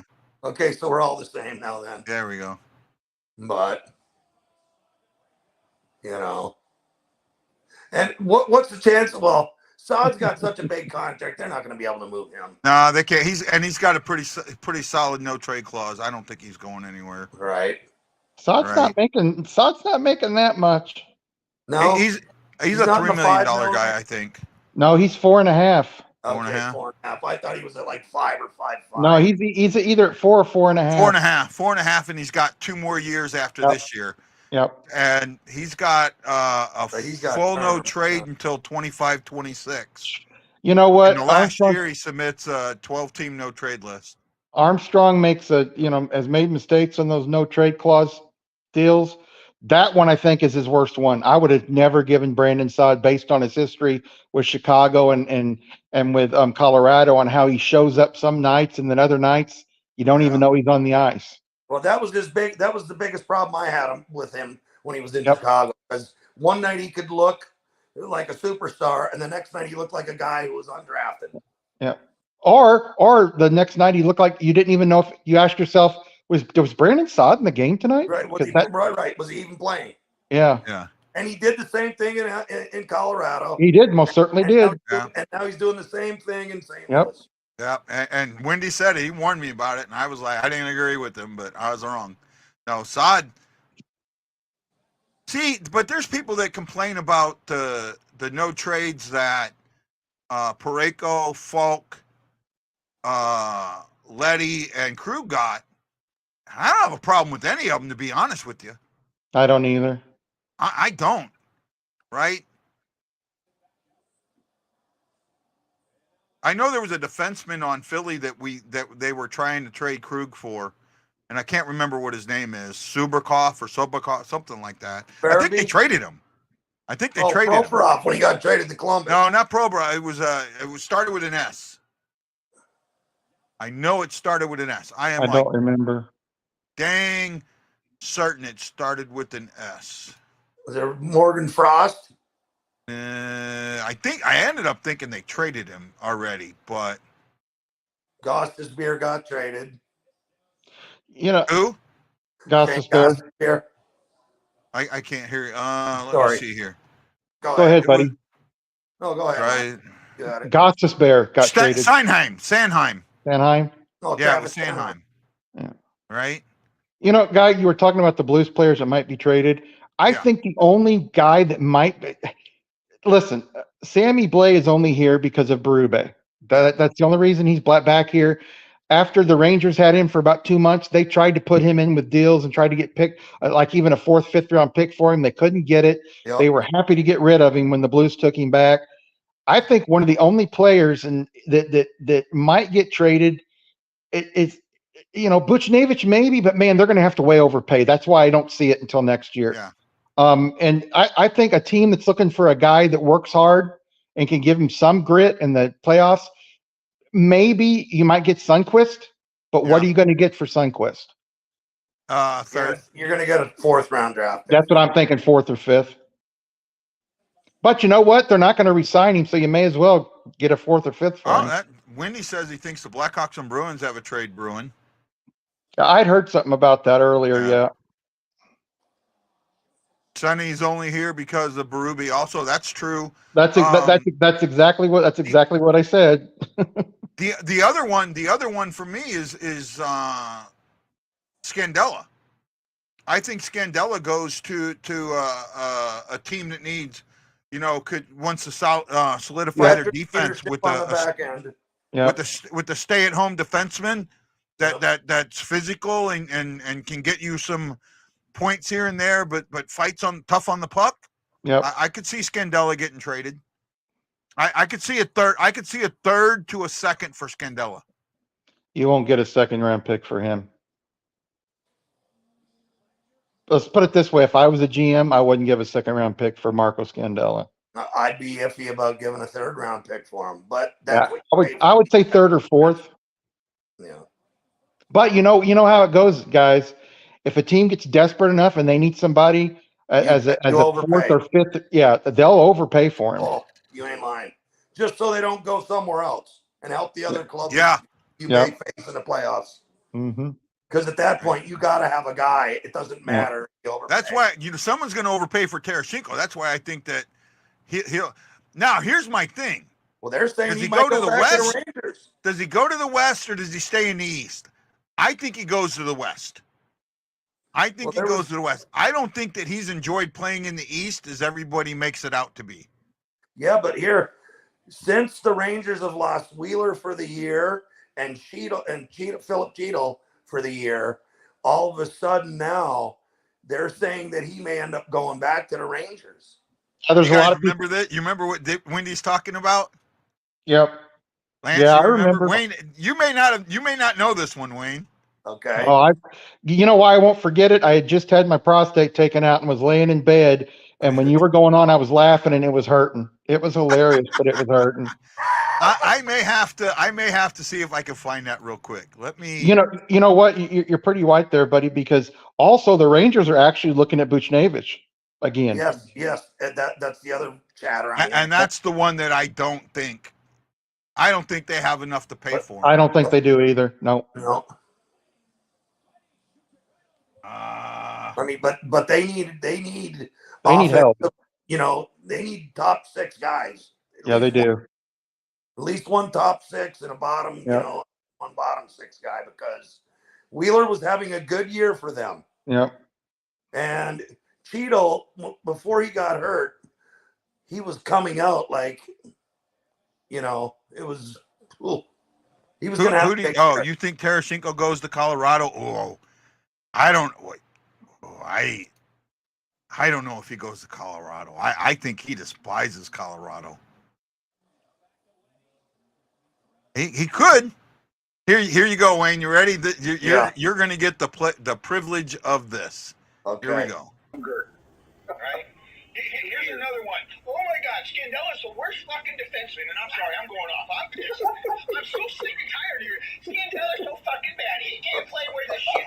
Fucking trade Scandella for a goddamn bag of pucks right the fuck now. It don't work that way, people. Oh my There you God. go, Wendy. That was my Scandella rant. That was my Golf King. Golf King put that up, and he did it just to tweak me. That's a good one. And he got me. That seems like yesterday. St. Patrick's Day 2 years ago. Yep. That was and Scandella's played well since then. Even then, you know, everyone went on him, and I was just like, you guys aren't seeing it. He's not what he's better than what you think. That's the thing. That's what and to me, the majority of fans, they look at things, and if a GM reacts to fans, he's not going to be a GM much longer. Right? And you have to understand that the majority of fans don't understand the business of the game. Right? And they think that my bad guy, you will give me your best guy for. And it doesn't work that way. You know what? It's fantasy. Oh, you know what? I'll trick somebody. Somebody on my, doesn't know, and I'll give them these 3 or 4 players for this player, and I'll tell them how great these players are, and they're gonna think they're getting a deal when they're not. I got somebody in my league that does that consistently, right? And he tried trading me guys left, right, and center that I wouldn't take. And he ends up trading away and gets, junk for, doesn't get, but there's no way. And fans think that way, and it doesn't work. This with the Bushnavage stuff, right? Or the Kyrou stuff. Oh my goodness, does that drive me up a wall? Well, that's right? The best thing that Armstrong never did was fall prey to that, because Kyrou is a hell of a player, and his ceiling is nowhere near. I brought this up. Me and Lance looked at this yesterday, and I don't know if you heard me talk about it when Shaggy was on. I brought this up.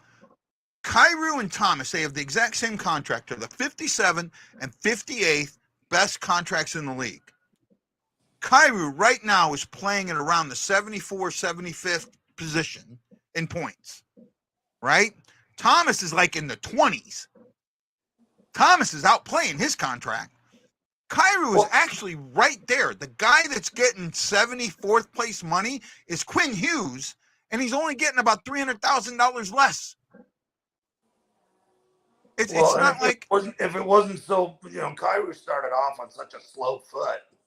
I mean, he'd be, if Kyrou had a Burley different didn't want coach him to play defense and just let him play offense, he'd have been a lot better off right now. He'd be a point per player game. Yeah, well, right there. I don't know if you saw this episode last week or so. I think it was last week. I was on with Guy, and I went through all their seasons. And of course, Thomas has played a few more games. I think 50 more games. But Kyrou was a 0.77 points player per game, and Thomas was 0.78 points per game. But nobody ever complains about Thomas. No. When I always joke with Guy behind the scenes. Hey, can you imagine that if Wayne Gretzky had played for Craig Berube, he wouldn't be the best player in the world. Yeah. Craig Berube, look, what Craig Berube did in St. Louis in 2019 and he won a Stanley Cup. was great, fantastic. Yep. But I found out something that happened in the bubble. I want to say that I'm 99% sure that I had it verified that, two people, somebody else agreed with it, what I heard.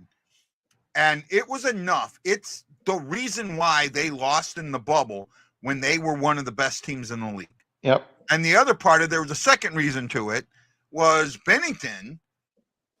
COVID hit Bennington really, really, Yeah, really it did. bad. Yep. And the team wasn't ready for that. And they put him out there in situations that mentally, the mental acuity wasn't there. And he consistently got put out there. And I think that's where his fire comes from. Because prior to that, Well, you sometimes never, you have to be put out in situations you're not going to do well in because you don't have nobody behind you that can play at the level you play at. they did. You know, They had Allen. Allen could play at that level, right? I think, was it Allen they had then? Yeah, it was Allen. I've Allen never could have played at that been level. a huge fan of Jake Allen. I've Foley never been a said huge fan of his.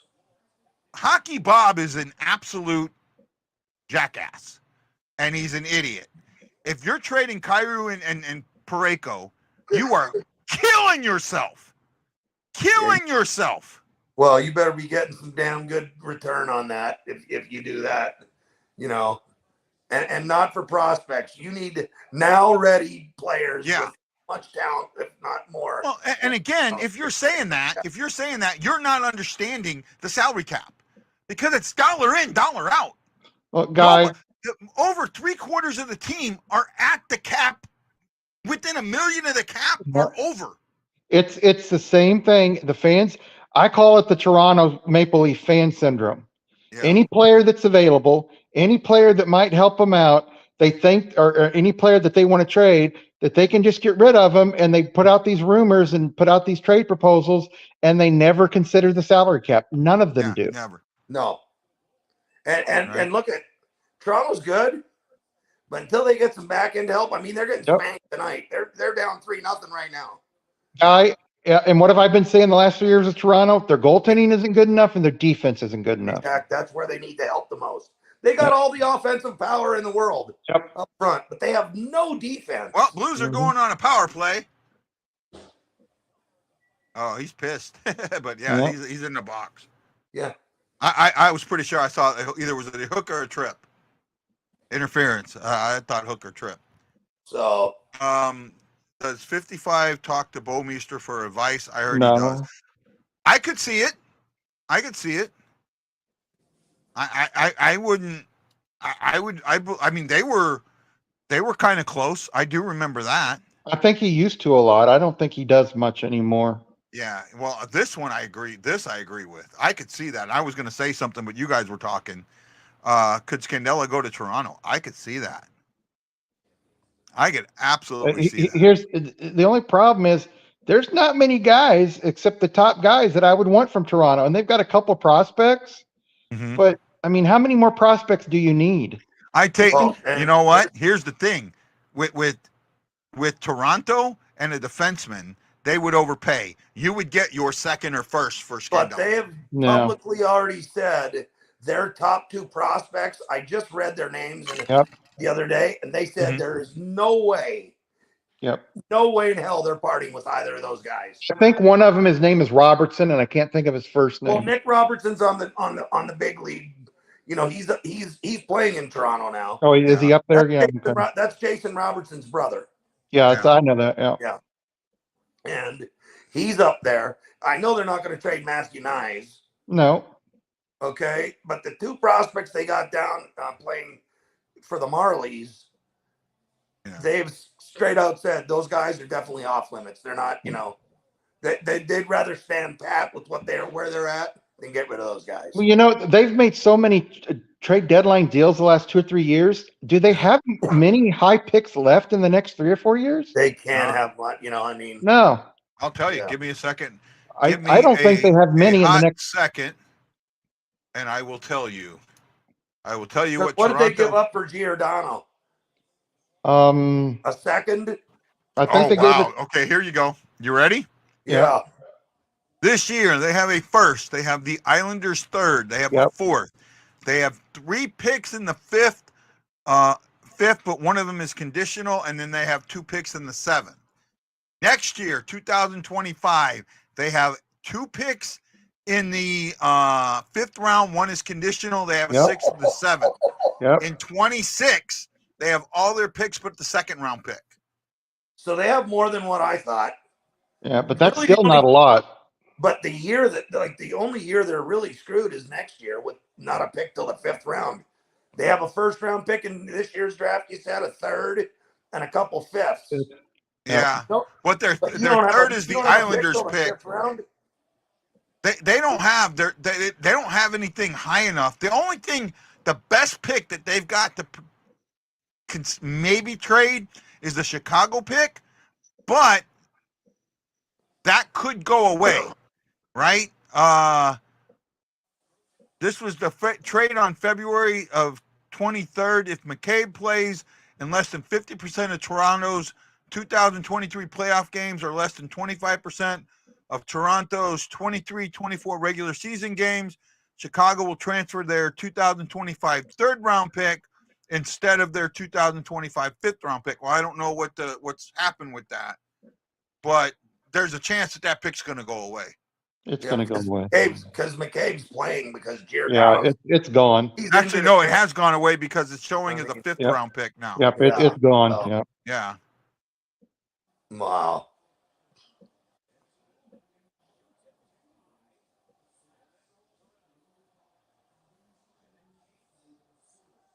Well, the Blues got away with one there.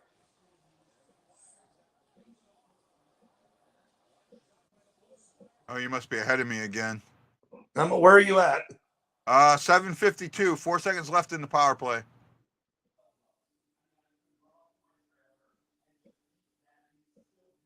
Was that what you were? I might have just seen what you were talking about. It looked like he held him in the corner. Yeah, I just seen it. I'm at 7:21. Dang. Yeah, you're a little ahead of me. Sometimes I slow up during the game. Well, it was probably me too, because I scanned it over. I went over and flipped it over to the Toronto game to see. Oh yeah, and then you came back. Yeah. And came back. So because we were all on shots are 16-14, and then there's another penalty coming. Let's see what this is. Blues back on the power play. Yep.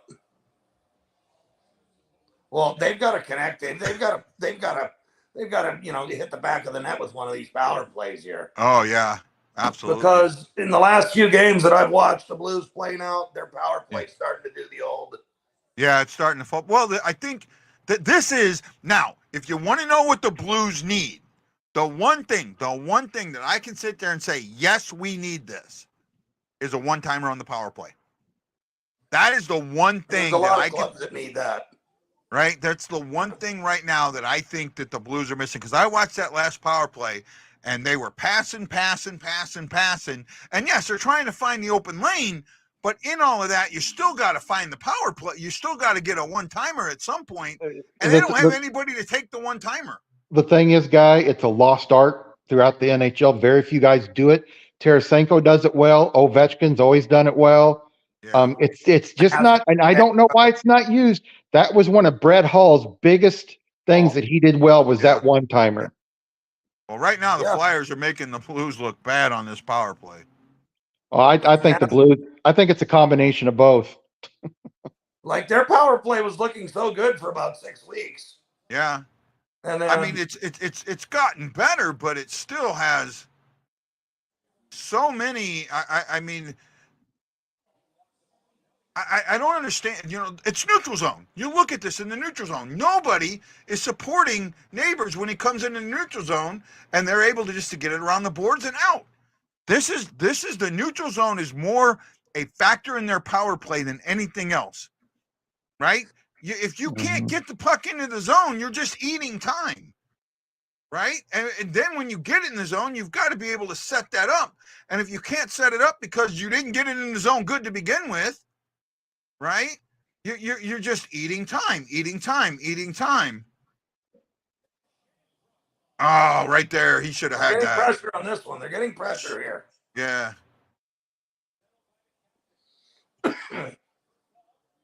Perunovich was supposed to be this amazing power play quarterback, and I'm sorry, I haven't seen it. I really have not seen it from him at all. He's still young. Well, a lot of these guys, hey, they're 25, 26, 27 years old before they're really maturing now. We may lose Prunovich. And I'll take this to my grave. I know a lot of people say the goalie's the hardest position. It is a hard position, but in my experience is, and I think most NHL front office people you ask, and it's why good defensemen, if they're good, really good, they go very high in the draft, or even if they're just good, they'll go high in the draft.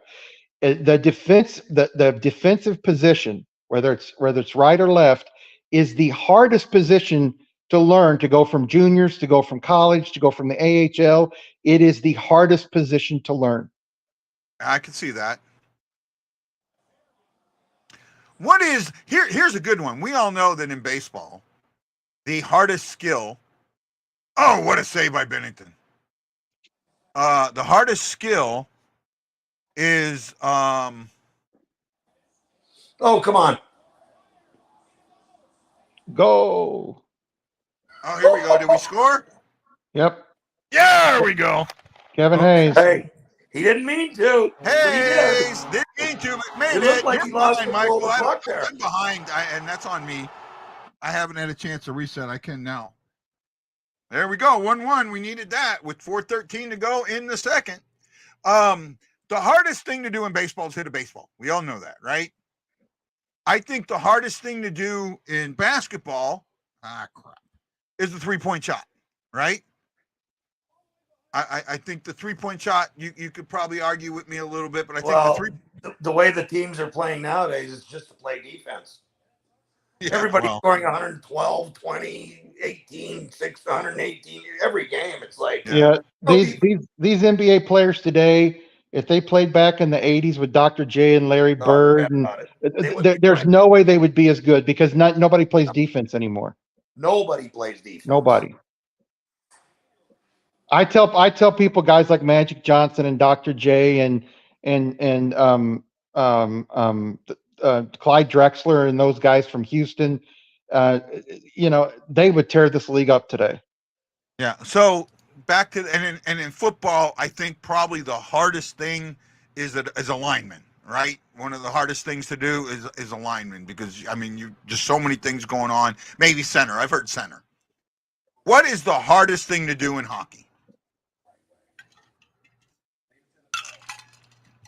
What is the hardest skill in hockey? Well, I'm just going to go at it from a goaltender's point of view, but really stopping a 100-mile-an-hour blast coming your way, when you're screened in front, the goaltender position to me is still one tough position to play. Yeah, even though as a goalie, I'll say the defense is harder. When it's defense is harder when you go from the minor leagues in college to the NHL. I'm not saying it's necessarily harder than being a goalie. I'm saying the transitional. Yeah, going from one to the other is different because the speed of the game's different. And I played long enough to where I faced kids when they were 17, 18 years old that could shoot the puck 90 miles an hour, and people say, no, that's not true. Yeah, it is true. It's not just the pros that can shoot that hard.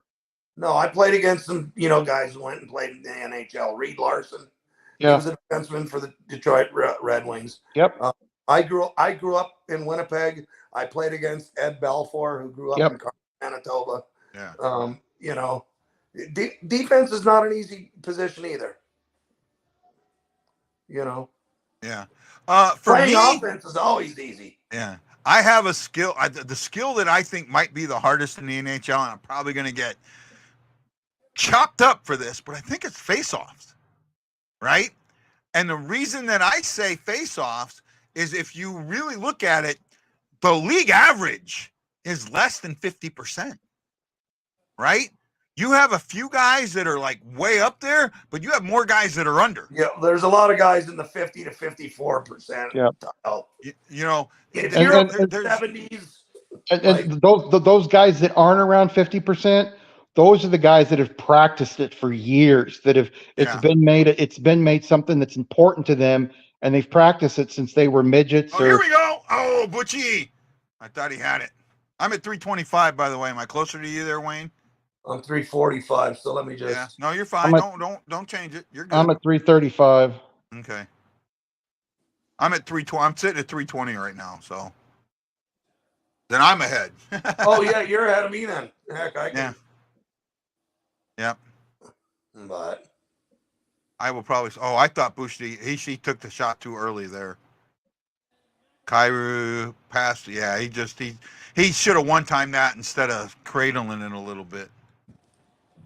Right. Thank you, Michael. I appreciate you guys keeping us up. For me, I just look at for me face off. Just again, not as many players take them, and you look at what coaches will do at times where when they need a face off win, they will put two centers out there, knowing that one of them will probably get thrown out. They'll put their two best face off guys. Right. I mean, that's how important they are, and it just to me, it's that's that skill that's probably lost more than anybody else. well, do you remember Doug Jarvis back in the days? A little bit. Yep.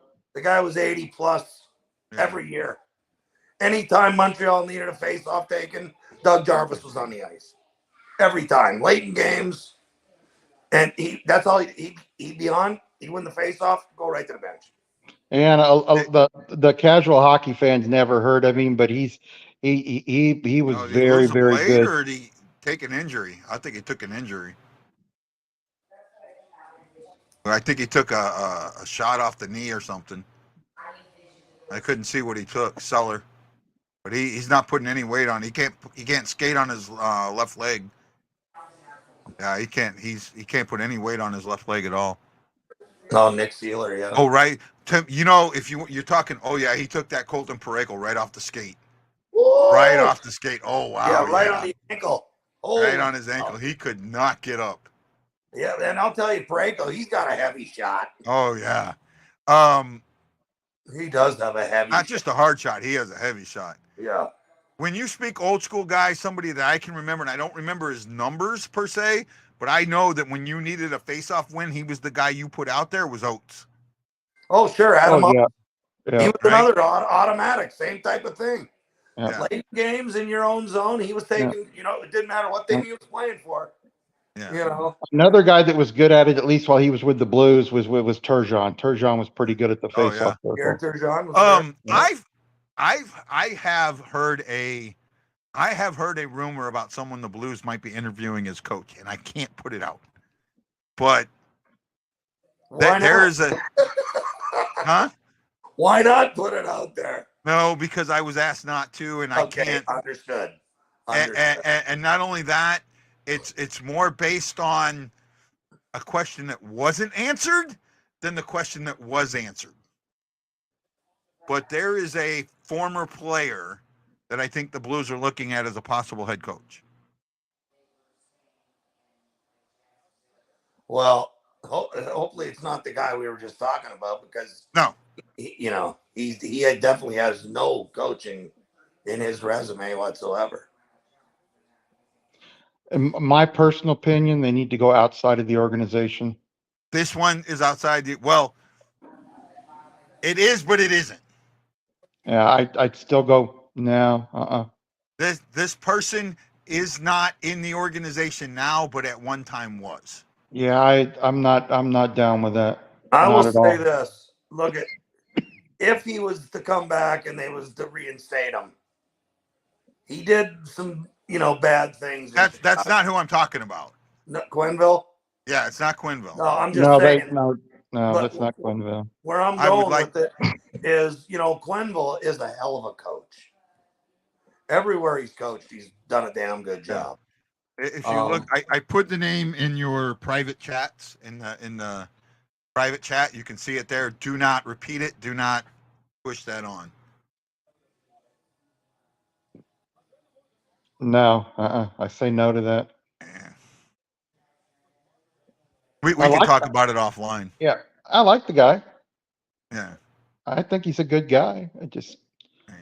I know they've interviewed several other people too. I know that Armstrong went overseas to interview at least one candidate in Europe. I could see that. I could see, especially with all the Europeans he's got now. Yep. That Right. was, I think, one of the reasons why he did that. And Right. this coach is not. He's been talked about as a coach that should get a shot at the NHL, and for some reason, nobody's ever really given him a shot. And I think he should get a shot. I think he's a pretty good coach. Shots kept up 20 apiece, 21-20. So Much, the Blues went after it this period. yeah, much better than 15-5. Oh yeah. Right. For the period, the Blues outshot them 14-9. Jeez. 14-9. Yeah, that's And they tied the score. So I mean, look, it's coming down to a 20-minute game. Yeah. That's what it's going to be. It's a 20-minute period, and who wants it more in the third is going to see. Yep. Got two teams sitting on the cusp of the wild card. You know, these points are big and important. And, there's 5 games against the East. The Blues have got to win them. Plain and simple. I mean, you can maybe give one of them away, but with the Predators on an 8-game winning streak, and that's the end of the period there. Yeah, it's time. Well, since we got a Philadelphia Flyer team playing here, yeah. So not that you want to, but what's going to happen with these players for all this stuff that happened in London? Because I haven't heard much as of late. They've all requested a trial by jury. Yep. Well, yes, I'd heard that, but they hadn't talked nothing really since then. Because it's going to take a year for this to get taken care of. That's the thing. This isn't something that, because you've got got all these depositions that now need to get taken and pretrial disclosure. I mean, it's going to take 6 months to a year. But what's happening with these players? They're still on leave. They are suspended until further notice. But the NHL has not suspended No, them. they're on leave. All the teams have said they're on leave. Right. So indefinite leave. That is a type of suspension. I mean, I get you not wanting to call it that, but giving them the leave is a type of extent. Just they get paid. I don't know how. I think their money doesn't count against the cap, though. I'll tell you the reason that they're taking. No, they're not really taking their time. They're doing the normal investigating stuff. Behind the scenes, they're wanting to make sure all their witnesses and all their evidence is foolproof before they go forward with this. Because if they're gonna prosecute these guys, they want to make sure there's a high chance of probability that they're gonna get sentenced for it. Like we're talking major jail time here. Yeah. I'm just glad that one of them wasn't Kyrou, because Kyrou was on that team. Right. Kyrou wasn't there.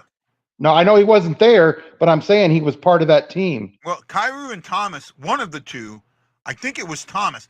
Thomas didn't go to that event. Yeah. And I think Kyrou went to the event, but left the day that it happened. Well, it's a good thing he did. Good for him. Because, I mean, you got 5 guys. And listen, I'm not trying to stick up for the players, because if they did it, they're wrong. Yep. But we're talking 5 guys here, on one, Hockey Canada. Yeah. Hockey Canada's in trouble. Hockey Canada is absolutely in trouble. They've taken a major hit in the last couple of years with that. Yeah. I've had a bunch of discussions with people, and anytime somebody posts this, I not really fight back at them.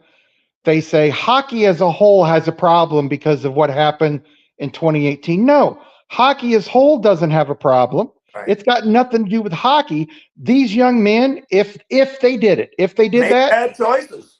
Yeah, if they did that, they made the bad choices, and they would have done something similar if they would have all been in a group of boys doing somewhere else. Hockey's got nothing. The sport's got nothing to do with it.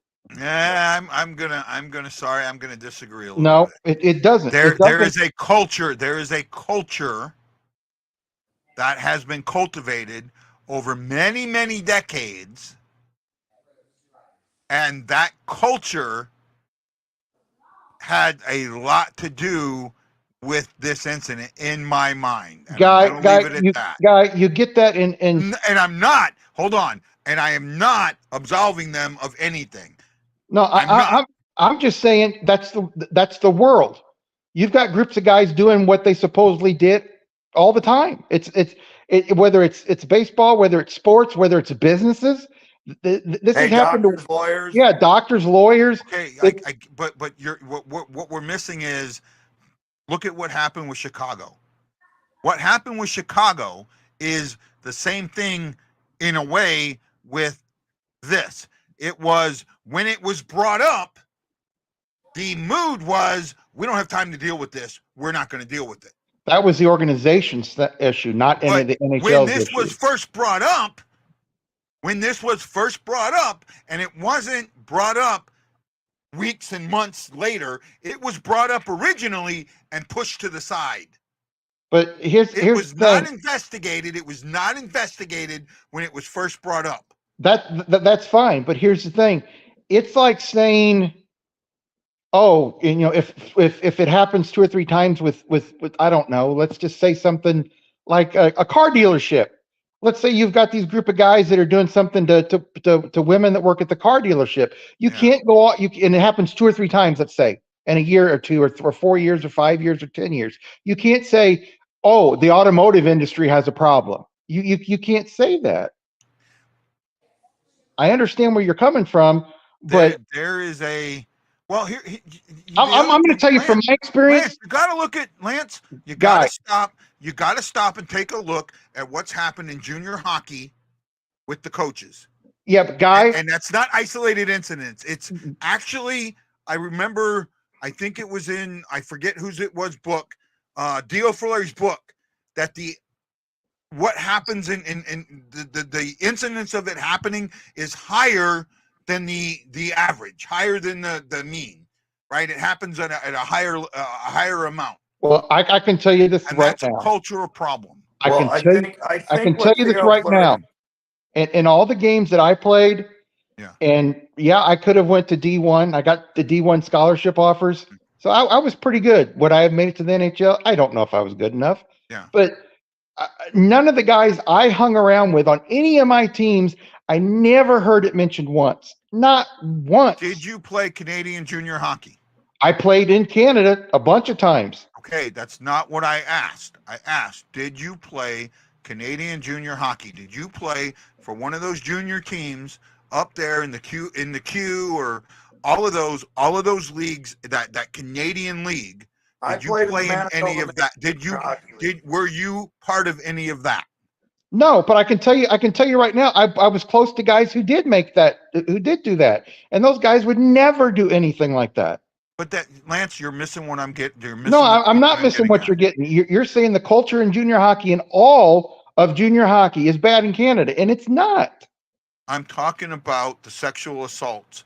I know what you're talking about. Happened, not the players, the coaches.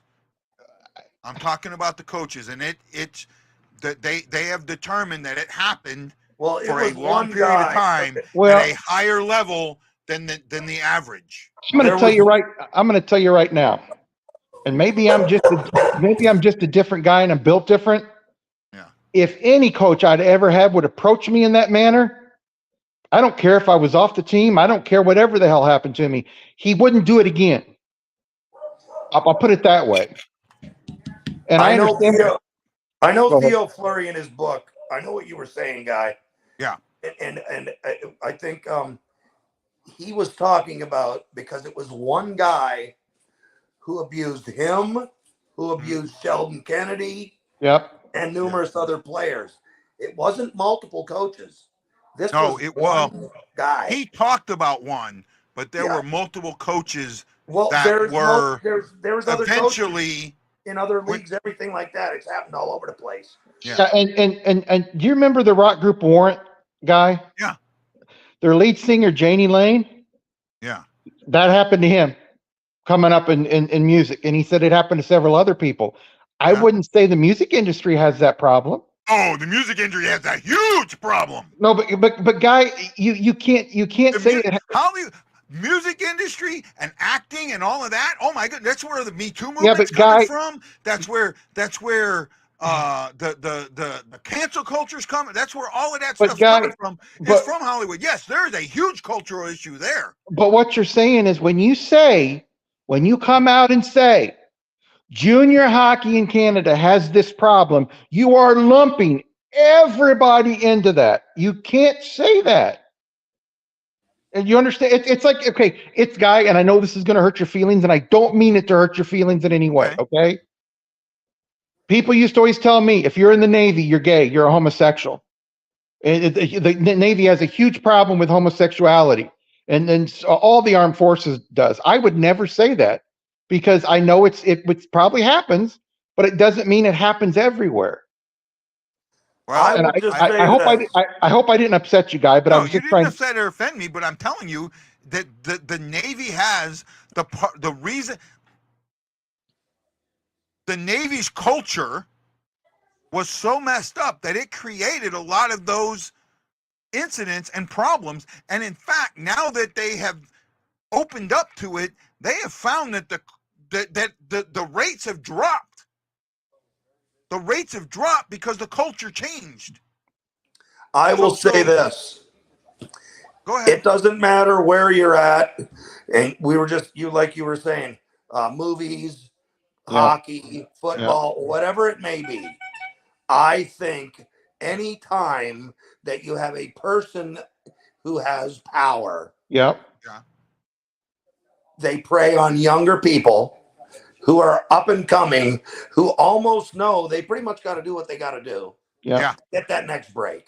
And No, I I agree with that. That's the point I was trying to make. It's not a hockey problem. It's a world problem. It's a society problem. It's a society problem. That's what it is to me. Okay, that's fair enough. But I do, and I don't want to argue this, but it's a good argument, though. It's a good argument. Yeah, I understand it. Everybody's right. Everybody's right. It's just we're all different. Yeah, we're just looking at it in different ways, and we're all right on what we say. Because it's a sad word, and I didn't mean to get going on that, but it's a sad situation. It's a sad situation if these 5 kids did something that stupid. That's let's just call a spade a spade. It's going to affect the rest of their lives, professionally, personally, societally. Yeah. No matter what the outcome is. No matter what the outcome is. Yeah. And another thing is, one thing that people aren't talking about, they're blaming the coaches. Well, if the coaches knew it, yes, the coaches something needs done about it. If a coach feels that this is okay, yeah, something needs to be done about it. But nobody, not any article I've ever read has ever said, well, the parents, why didn't the parents raise these kids better to where they wouldn't have the gang mentality or where they wouldn't have this mentality and they didn't know how to treat a woman or a young girl? Because I think the parents also have a lot to do with that. Well, listen, in minor hockey now, I know, but I would have never. The billet system. These kids are leaving home at 13 years old. That's true. 13, 14 years old. They're going and living with other families. Yep, that's right. So, I mean, look, parents try to do right by all their kids, but also you want your kid to excel at whatever sport they're doing. So you send them out. I understand that. Now they're not with you. Yeah, no, so there's a disconnect there somewhere along the line. Yeah. I see all of it, and we see in talking about this, we missed one of the biggest ones of it all. The Sandusky one. Yeah. Oh, Right. sure, Sandusky and Paterno. Sandusky and Paterno and Penn State. Because as much as I loved Paterno, to just straight out tell me that he absolutely knew nothing. He did. He did. He most certainly. That's why he got fired, because he knew about it. He most certainly knew about it. Most certainly. Right? He had players say they came to him. Yep. And told him what was going on. Yes, and he only brought it up to the AD how many times? Like a couple of times. All the times. Well, here's the thing. Here's the thing about all the way to the top there. We're talking all the way to the top. Here's the thing. I've heard people say that too. Well, Paterno said it only happened a couple times. Only a couple times. If it happens one time, it's one time too many. I'm not saying right. But I'm just saying that. Brought it up to the AD a couple times. I know it's just multiple times. Yeah, and I agree. It's a society problem, and it's just a bad thing, and it's sad that we've got to talk about it.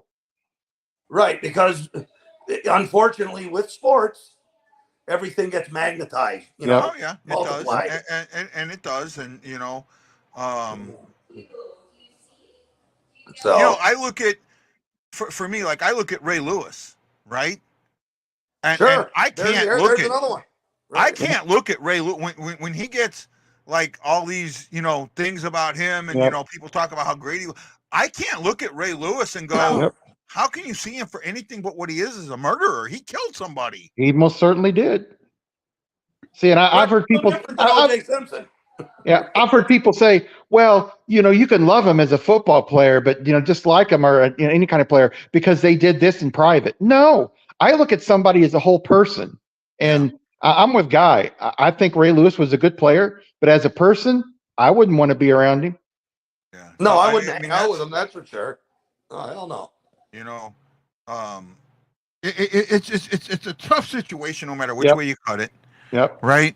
And it is everywhere. It is not like it's just one thing or an isolated incident. It's not. There is a cultural thing that has been around for centuries. Yep. I can't believe Hayes scored on that. He didn't even. I don't Right, even he think lost he took a control of shot. the puck. He lost the puck. I don't Yeah. even think he took a shot. I think the puck just comes off his Yep. stick. Yep. Sometimes But I'll that take it, happens. man.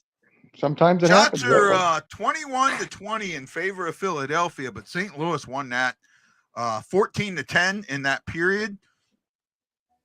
St. Louis gets the only goal in that period. In the second period, there's a couple of penalties to Philadelphia. Sealer takes an interference at 10:13, and then Zamula gets a holding at 12:41. But the Blues power play, not that strong. Nope. Hayes gets his goal to tie this game up at the 15:47 mark from Kapanen. Hey, real quick, Yes. there's been 92 shot attempts. 92 already, and we're only 2 periods through it. Is that right? 52 for the Blues and 40 for Philadelphia, as I have it counted. Wow. Yeah. That's a lot of blocks. 92. That's a lot of blocks. Phillies blocked 22 shots. The Blues have blocked 8. That's a lot. Wow. That's a lot of blocks. Yeah.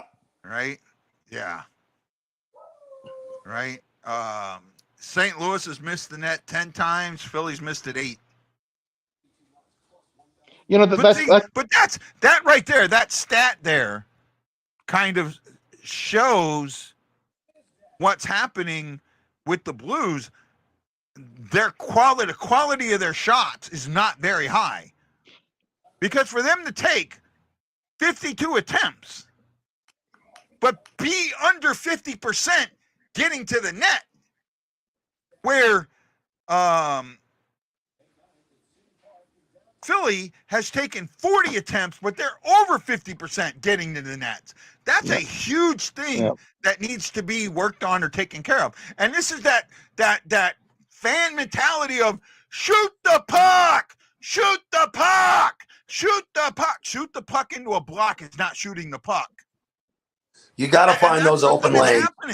You got to find the lanes. But when the lanes are there, you got to take the shot. If you're on the power play, especially, you got to find the lanes. You got to cycle the puck, and hey, guess what? They're a man down. There should be a guy that's somewhat open somewhere in there, and if you work at it and pass the puck around, you're going to find the open man. Yeah. Kyrou had a couple good shots. That one that I forget the goalie's name, top glove side, shoulder height. That goalie made a great save on that one. And then Kyrou hit off the post. Kyrou's had some good opportunities. Kyrou's had 2 shots and 5 attempts this game. Yep. He's had some good opportunities. 2 shots and 5. And Buchnevich leads with 4 shots and 7 attempts. That's a good point, Chris. Chris has said Philly is the highest blocking team in the league. And you know what? That has always been a trademark of Tortorella. Yeah. When he was in Columbus, when he was with the Rangers, those teams block. Yeah, Tampa, they block a lot of shots. Yeah. I think it was blocked shots is the reason they beat Tampa Bay in that series. Yeah, they were blocking shots a lot. Right, the series where Tampa was the President's Trophy and got swept a couple years ago. Yeah. Oh, yeah, the Columbus. They got swept in 18-19. Yeah. Yep. I thought Cooper was going to have a coronary on the bench. I think he had one when he went back to the locker room. They just didn't report it. Right. I mean, but it's no different than last year. Look, Bruins. Look at the year they had. Yep. Up 3-1 in the first round, and then bang, bang, bang, bang. They're out in Well, seven. I think the Bruins came in and just absolutely looked at Florida. Florida and said, nah, they ain't got it. And by Yep. the time they figured it out, wasn't it? Yeah, Was but it they were up against 3 Boston that they games had to that 1, really big guy. overtime Yep. game, or was that They were up Carolina? 3 games to 1. They were up 3 games to 1, and I don't think Jim Montgomery let him think that. I just think the players thought that. I think Yeah, I at think the 3-1 they players said this series is over. Yep. Yeah. The players thought there's no way they can come back, and All right, where's everybody at here? I'm at 1942, 41. I'm right with you. I'm right with you. Okay, I'm at beautiful. 1952. So Oh, you're a so little behind us, Lance. That's all right. We didn't get swept when we won the President's Cup trophy. That went to 9 games. That went to 7 games. That was against the Sharks. We did not get swept, E. We did not get swept. We got beat, but not swept. Nah, we But lost I mean, in like 7. as many times as these President's Trophy guys get knocked out first round, it's simply amazing. Oh, Like, I think it's the way that the NHL playoffs are set up, and I don't think people realize this because the teams that are at the bottom, the 7th and 8th teams, hell, didn't if you remember, the Kings won one of their cups as the worst team to get into the playoffs, right? Right. And the reason for this is those teams, they are playing at a much higher level of skill level. By the time the playoffs start, they're already into playoff hockey. They've Well, been I having just to wish play they'd it for go 5, 10 back. games. I wish they'd go back to the old way. Yeah, 1-8, I've said that 2-7. too. I've said that too, buddy. And people tell me I'm an old man.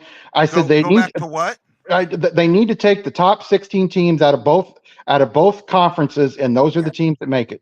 Well, it's No, the I top disagree. 8 out of each conference. Top so 8. total Well, 16 that's teams. what they do now. The way it's set up But now, they need to go 1-8, 2-7, 3-6. that I don't disagree. That I don't agree with. See, I kind of love that way. I like the divisional matchups better. Yeah, but I a don't. lot of times you got the 2 best teams in the conference are Yep. gone. Yep. You know, after the first 2 rounds. That is true. You do have That's good the teams only that get. bad thing. Like you watch this year, whoever comes out of that, Colorado, Dallas, Winnipeg, 2 of those teams are going to be gone after the first 2 Yeah. rounds. Well, I think only one of them. well, is. look a couple years ago. I mean, Well, I after think first I round, think the yeah. stupidest part of the format now is the number 2 seed plays the number 3. That is I so don't. I stupid. think Right? I Yeah, don't. and I- you're I- right in your division. I don't. I think that is what they wanted. They wanted more divisional matchups. More. Well, no, that's what Bettman wanted. Yeah, I think the fans wanted it. No, Right? a lot of fans they all want to go back to 1-8, 2-7, 3-6, 4-5. Actually, I'm not 100% sure about that. Well, here's the thing: you already see matchups within your division, and you already see those matchups throughout the year. You play each other so many times within your division. Now, I'm going to stop you. When were the playoffs the best? I'll tell you when and I want to know when you guys think the playoffs were the best.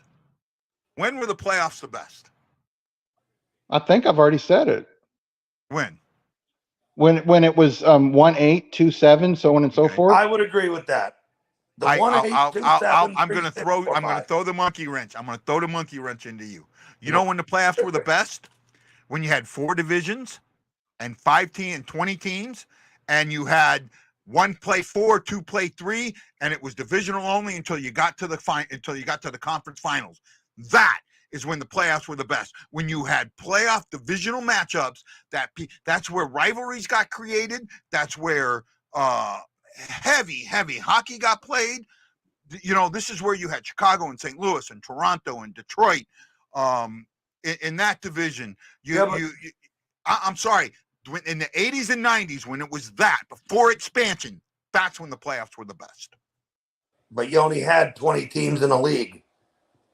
So basically, we're still doing almost the same type of thing. Only 2 teams in each division made the playoffs. No, 4 teams in each division made the playoffs. No, you only had 20 teams, guy. Yeah. Four teams in each division made the playoffs. 16 teams made the playoffs. Yeah, 16 out of 20, right? Yeah. Yeah. Right. See, But I don't but think because they stayed within the division, you have because 80% of your 80% of your league making the playoffs. Oh, I get that. soccer. I get that. But it's the fact that they stayed within division that those playoffs were as good as they were. They created those matchups, those rivalries that not only God, go talk to and I've done it. I've interviewed players that played on the Blues in the 80s and in the 90s, and they will tell you how much they effing hated Chicago. Well, sure, that was between St. Louis and Detroit and Chicago. Those were. But that's because they played. That's because they played in the playoffs against each other almost every year. I liked it when it was the Patrick division, the Adams division. Yeah, that's what I'm talking about. That's when the playoffs were the best. But that wasn't. But they did. That was 1-8, 2-7. No, it was not. No, it was not. When the divisions went away, when it first went 1-8 like that, they went to the four divisions or the three divisions. I think it was three divisions in each side, and you had 1, 2, 3. The top three divisions, top three teams in each division had the slots 1, 2, and 3, which weren't always the best, and then the next down to 8 made it. So a lot of times you had a team in 2 or 3 or 2 or even 1 that might not have been as good as teams that were below it. You had a lot of that. I'll argue this to I'm blue in the face. The best playoffs we ever had were when they were in division and they're trying to get that back, and I love it. I love the divisional rivalries more than anything else.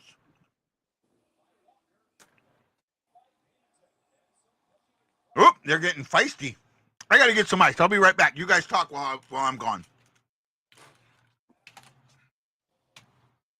So it tells me here, it has every pairing from recordsnhl.com going back to like the starting time, but we don't have to go back to the 19. No. But according to, and there's the 50s, so 77, 78. 74. And I don't know if Guy remembers the first round of the playoffs was best 3 out of 5 and not best 4 out of 7. I remember when it was best 2 out of 3. Yep. It says here 74, 75 with the league now expanded to 18 teams in 4 divisions, a completely new format. Yep. First, the 2 and 3 teams in each 4 divisions are pooled together. Yep. So that's like it is now. Yep. 2 and 3 pooled together. Yep. And then in preliminary round, and these 2, 3 teams are ranked number 1 through 8 on a regular season record. So you see, there we go. I'm back. Series A, team 1, team versus 8, best of 3. Team 2 versus 7, best of 3. And then 3 versus 6, best of 3. Yeah, what and are 4 you looking versus at? 5. And 4 and 5. So it was 1 through 8, even though there was What? No, it was not.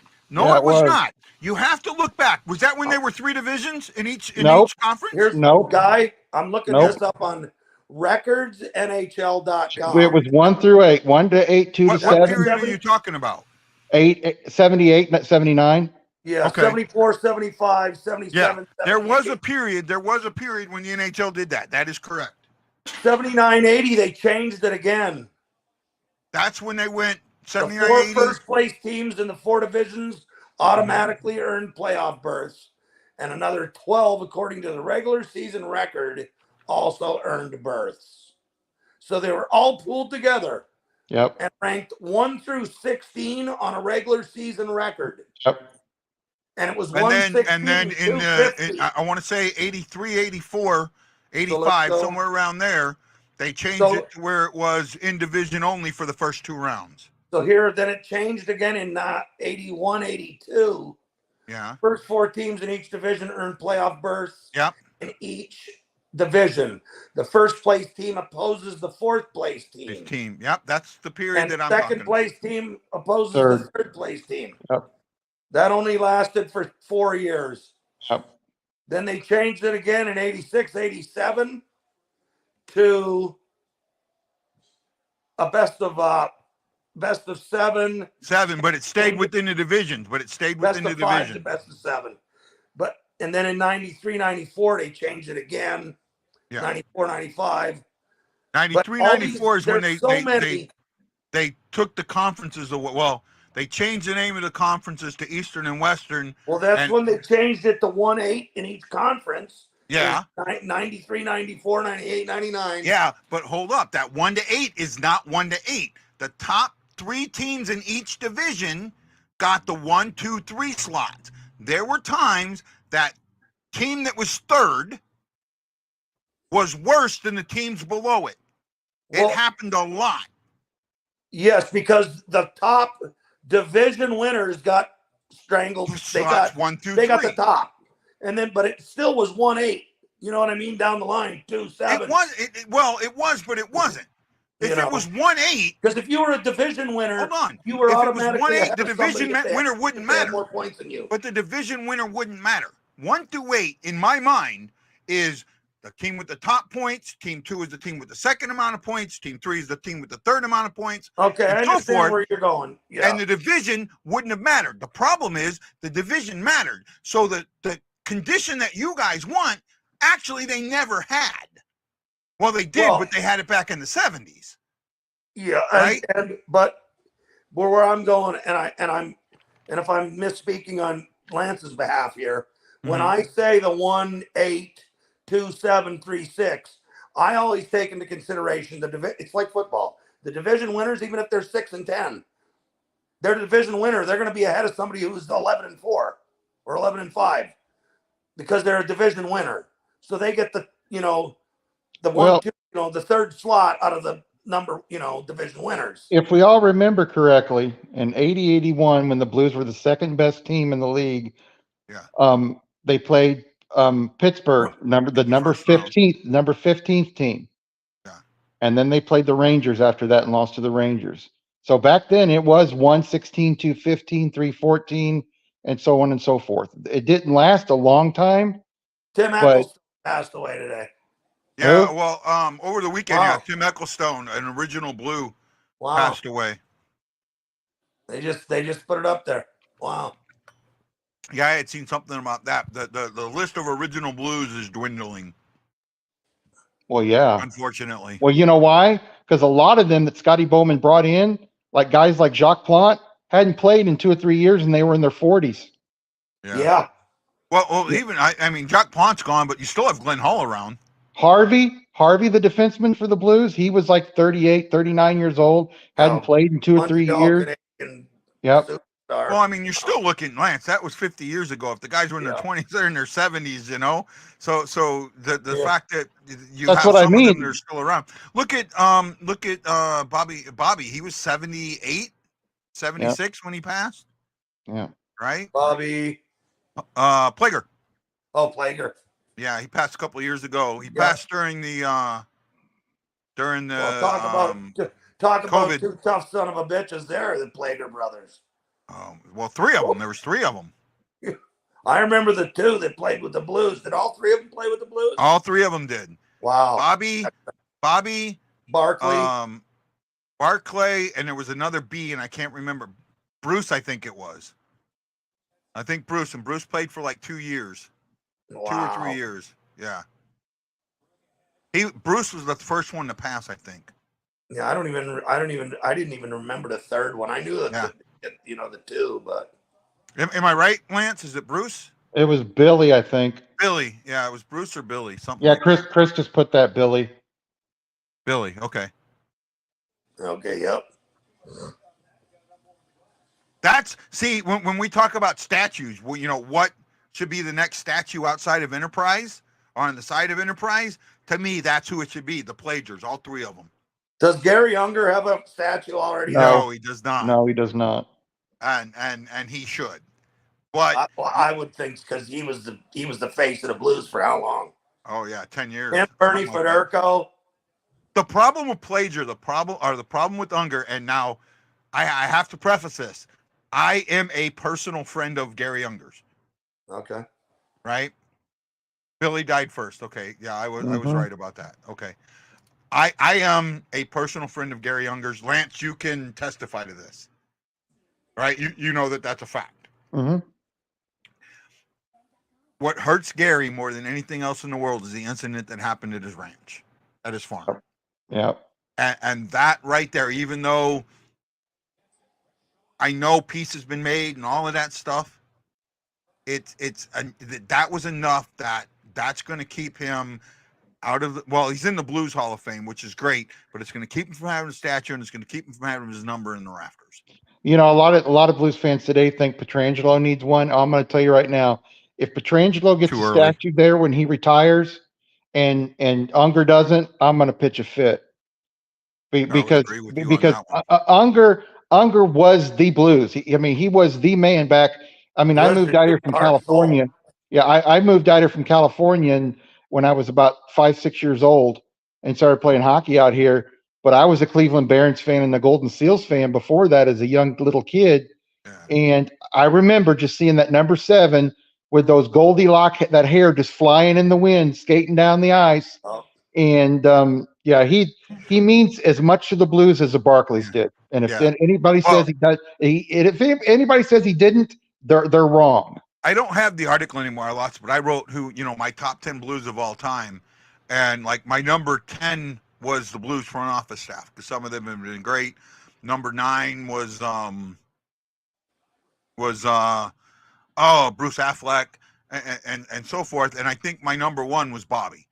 Bobby had been with the organization from the get-go, and I wrote that like 2 months before he died. Well, you know, another difference is with those Plager brothers, they stayed in St. Louis. Yeah. You know, a lot of guys don't. Actually, I think Billy didn't. No, Billy might have. I think he was. I think Billy did for a little bit. I don't know if he was here full time. Yeah. But he died. Barclay, Barclay is. He's buried there. I think Billy is too. I think they're both. Billy died pretty young. He wasn't old. Yeah. And I think Bobby's buried with both of them. I think you're right. If I might be wrong, but I think you're right. Kachuk still lives there in St. Louis, right? Yes. Yep. Outside of Canada, St. Louis probably has more former NHL players than any other city. Right? Yeah, and say again? There's a shit ton of them there. Yeah, and I've interviewed a bunch of them, and they all tell me the same thing. I love St. Louis. Oh wow, come on! Oh, I thought Bennington gave one up there. They all say the same thing. St. Louis is like a small Canadian town or a small Canadian city. They feel like they're at home there. I can tell you this from spending as much time in Canada as I have, whether through playing hockey or through the business that I was the operations officer for. Yeah. I will tell you, and I've said this to players before too. Doesn't St. Louis kind of remind you of Calgary, or as they say up there, Calgary? Yeah. It does. It kind of reminds you that little town. It's a big town, but it's a little town, and everybody's super nice, and it's why all these guys come here. And they the box for the second penalty. Yeah, they feel like they're at home. Mm-hmm. I mean, Grant Fuhr said that. Roman Povat said that, or Vopat. Several other Blues players I've talked to have said that it reminds them so much of Canada. One of the things that they've all told me is, and even like current players, though I haven't talked to them, you've heard them say this. Current players can go to dinner. Even cup winners can go to dinner. And while they're at dinner, people will leave them alone. Yep. Right? Afterward, they may ask them for an autograph, but they will give them their privacy. They will give them their proper space. Respect to have, too. Right? I when I had season tickets in the suite seats, the club seats there, a bunch of the Cardinals players would come, like Yachty, and when they didn't have a box for him, Yachty and Chris Carpenter. Yeah. And I was just shocked and I could tell it was the people that hadn't been fans for a long time of how many people bug Chris Carpenter. I walked by him once, said, "Nice to see you, Chris. I hope you're doing well." And he said, "Thank you." And I didn't even stop when I was talking. And all these people kept coming up and making him take pictures with him. And finally, I went and got the security staff. And I said, "I think Carpenter's probably feeling uncomfortable." So Brian, the head security guy there, went down and he stood up there and he would not let anybody talk to Chris Carpenter after that. Carpenter went up and told him thank you because he couldn't watch the damn game. Yeah. But 90% of the people didn't even look at him. Yeah. Yeah, they just left him alone. Big penalty kill coming. Yeah, huge. It was a slash. You broke the stick. Yeah, it was. Yeah. So two stupid penalties by Sundqvist tonight.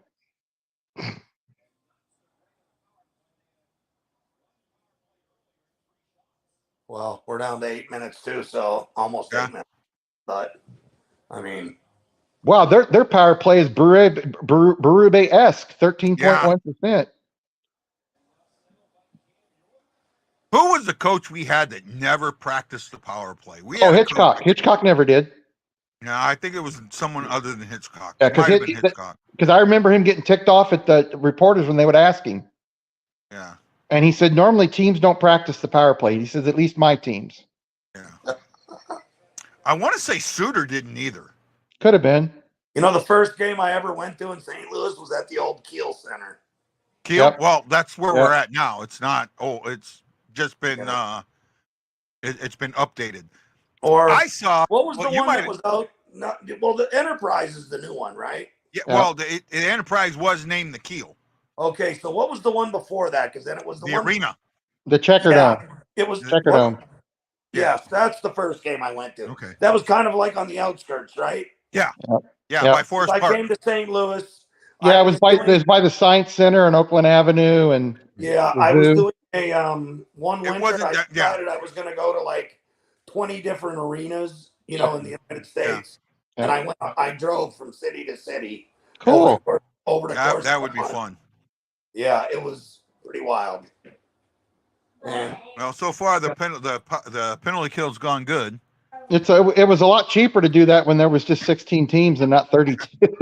well, yeah, and fuel was only dollar whatever a gallon. 76 cents a gallon. Right. Yeah. I remember those days. I'm glad that Calgary's getting a new arena. Well, I like the Saddle Dome, and I've been there several times, but they definitely needed a new arena. I thought the Saddle Dome wasn't that old for some reason. I thought no, it's My old. sister lives in Edmonton, so Yep. they drive down to games every once in a while. Yep. The Battle of Alberta. Yep. Yeah.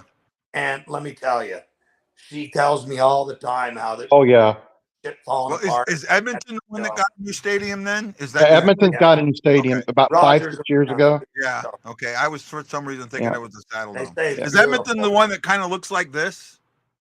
Or is that Calgary? That's Calgary. That's Calgary. That's the Saddle Dome. That's the old Saddle. And I used to go to the Stampede there every year that they'd have there in Calgary. Yep, me too. Are they going to keep the press in the rafters? I Probably. might have been there when you went there. Hey, I was there during the Stampede. Yeah. Here, you might appreciate this, Wayne. I saw the last Blackhawks game in the stadium. In the stadium. In Chicago Stadium. Yep. Oh, Do you remember that game? Do you remember that game?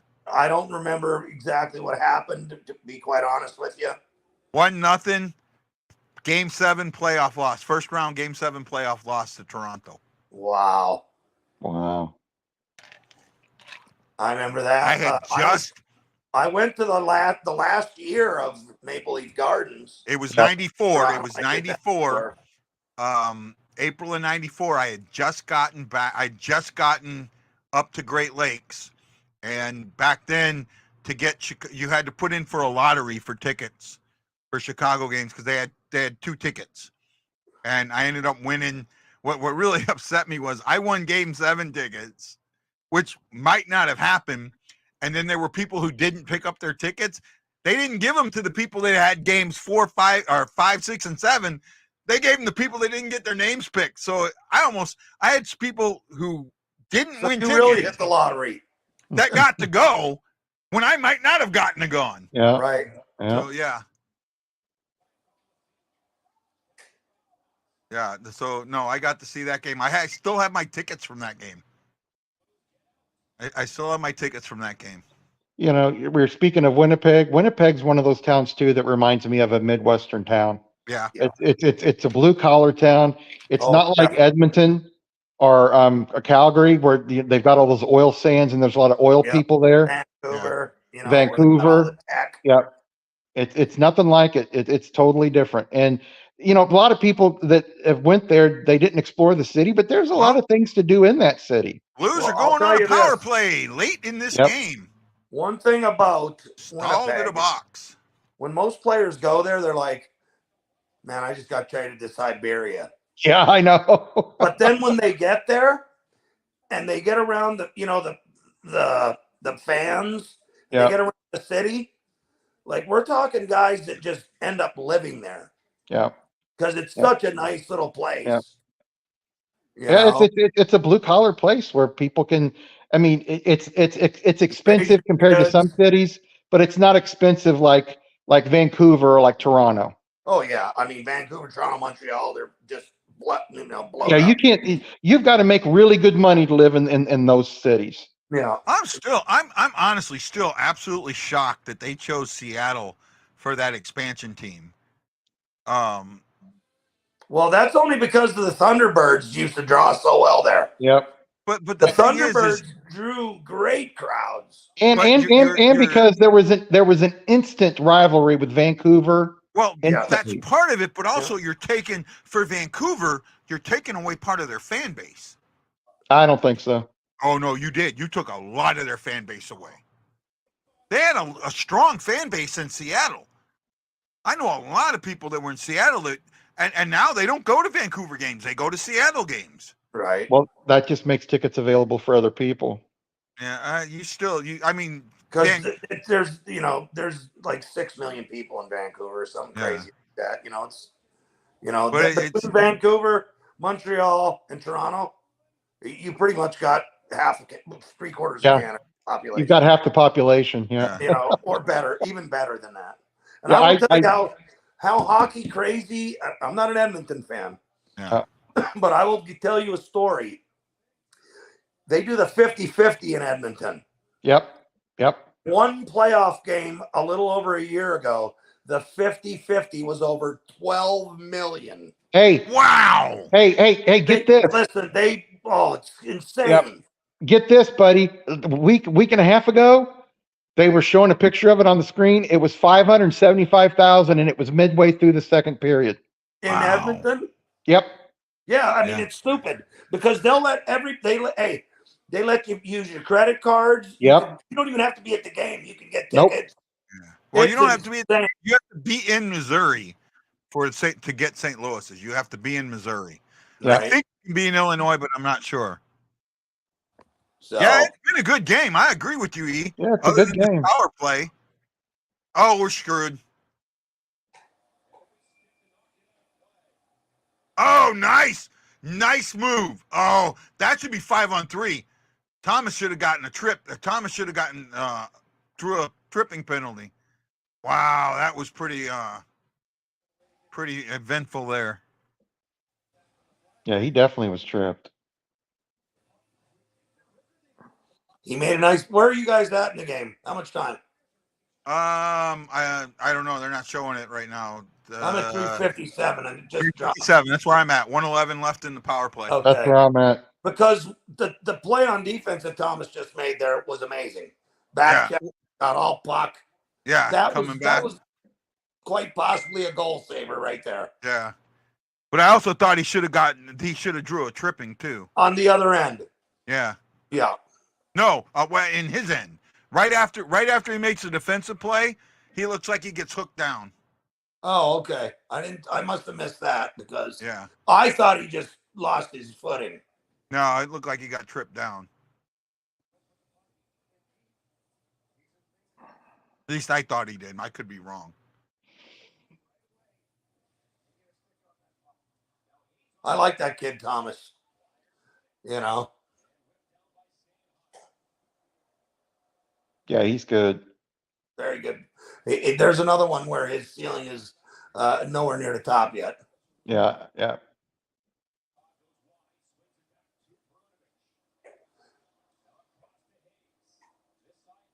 You know, the power play looked really good for the Blues for a while after Bannister took over, Yeah. and it's not been as good the last week or so.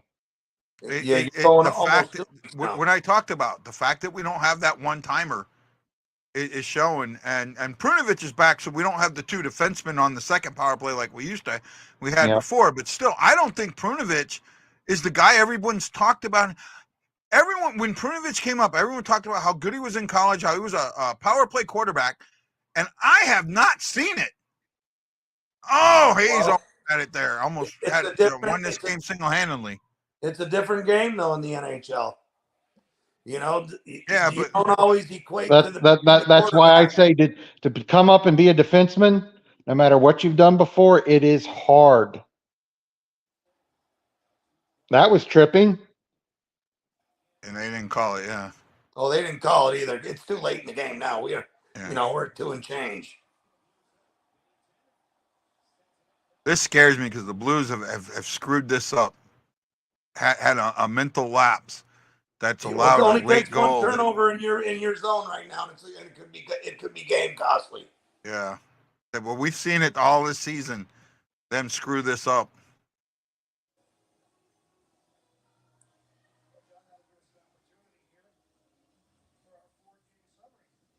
They're playing First right goal. now like they just want to get regulation over, and I don't like that. Yeah, it feels like it, doesn't it? I hate when any team does that. Yeah. And you can see it. You can see how they You play. can just see it. You Right? can see it in their bodies and the way they're playing the puck. Yep. Yeah, and they're taking little peeks at the clock. Mm-hmm. Like, just play the game. Play it through.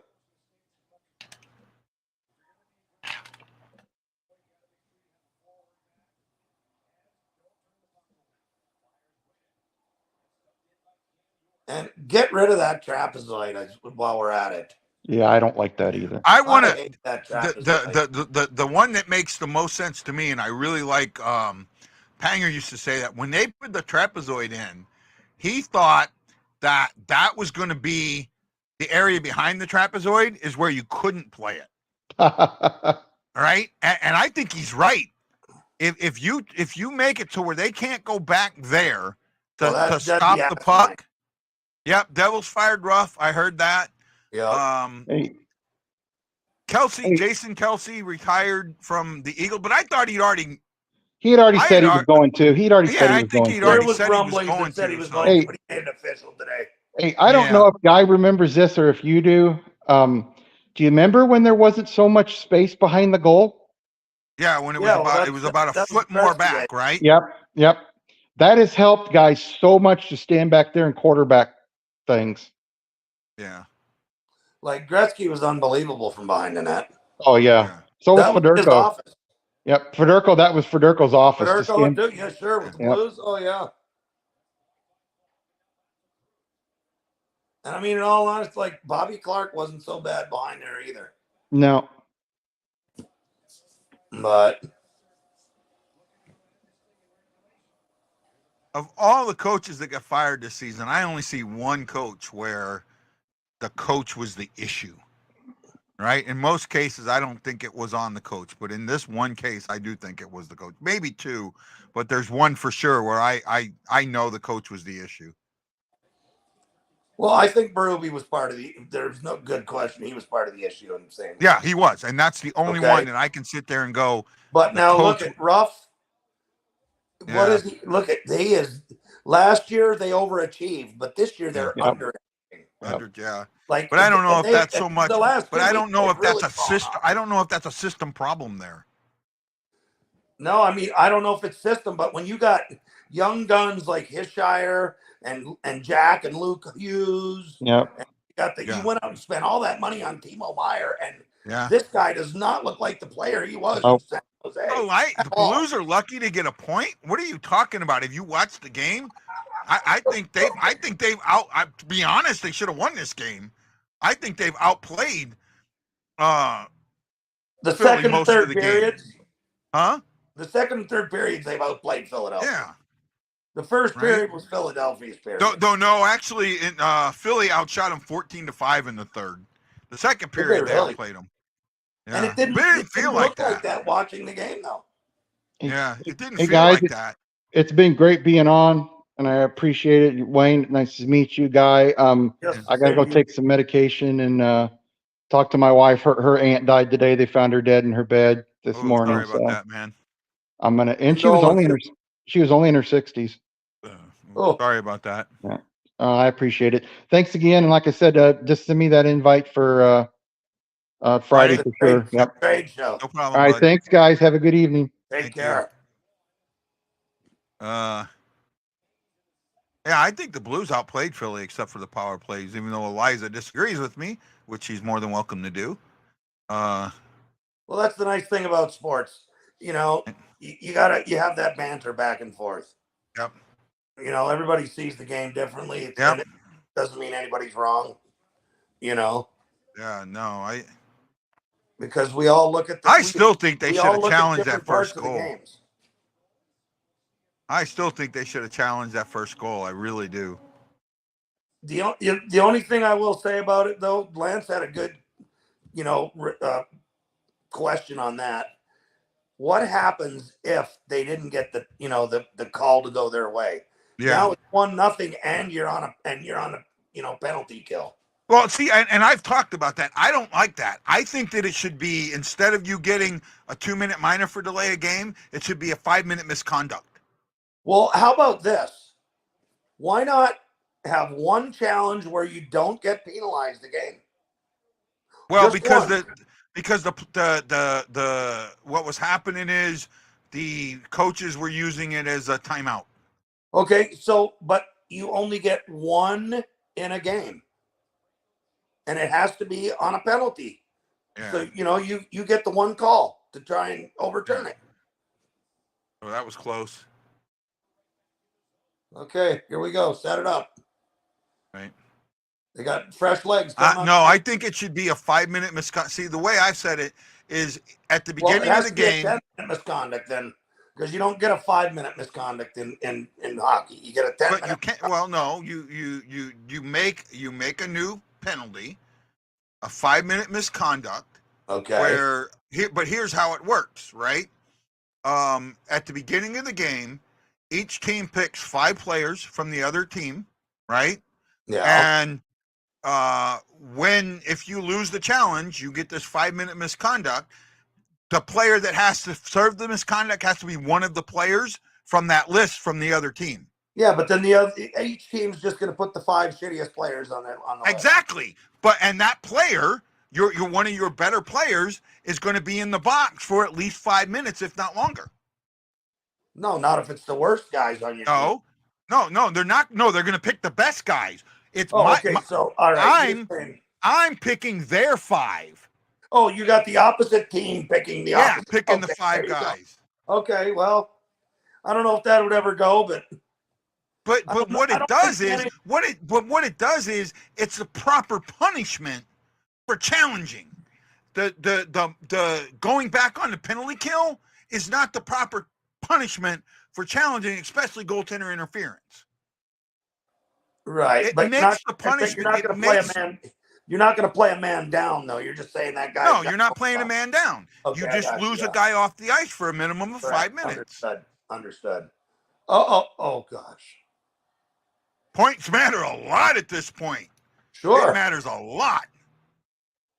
Right? That extra point matters a lot right now. I mean, it could be a playoff spot or shit. Possibly. Oh. Hayes got pushed down there. I thought he could have gotten. Oh, let's go, Letty. Find the space. Nope.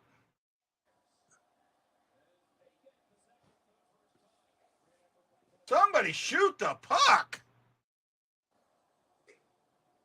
We're done. We're done. Nope. I thought he pulled up. This is going to a shootout. Unless we get stupid. That's what happened in Edmonton. I mean, we took it down in the last 30 seconds and gave it up. Yeah, and with all that firepower Edmonton has, I mean, come on. Yeah. You got to play mass defense right off the whole time. Oh, great save, Bennington.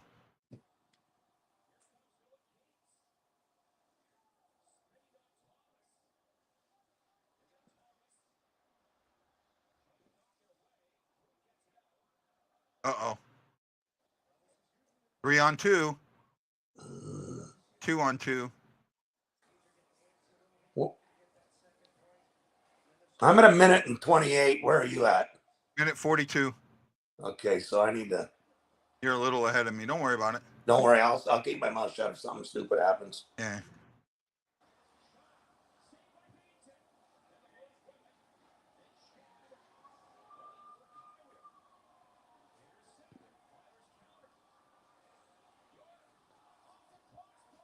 Shen standing still.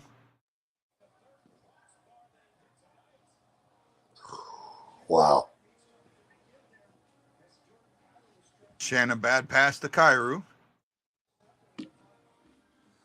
You just let me know. Ooh, that was close. Off the crossbar. Yeah, third time.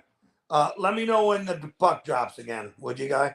Okay. Because I'm just that way. I'm hoping I'm hoping St. Louis. I'm at 103. I'm at 103 with the waiting for a face-off. Yes, that's just tell me when it's just about to drop, and I'll hit the play button again. Okay. I paused it. You know. Gotcha, boss. But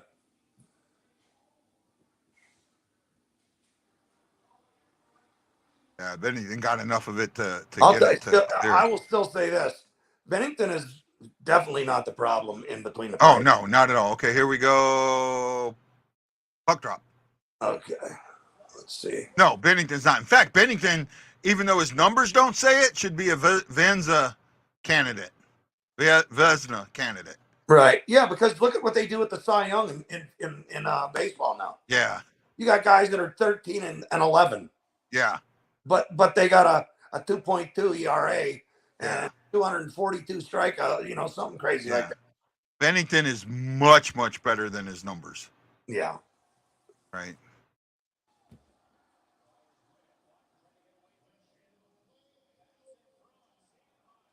Get it out of there.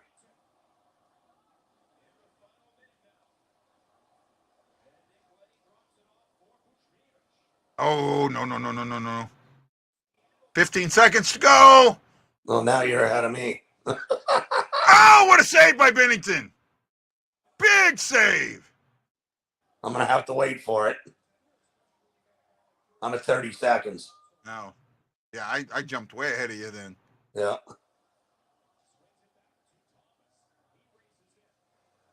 See, I just love how Thomas skates, man.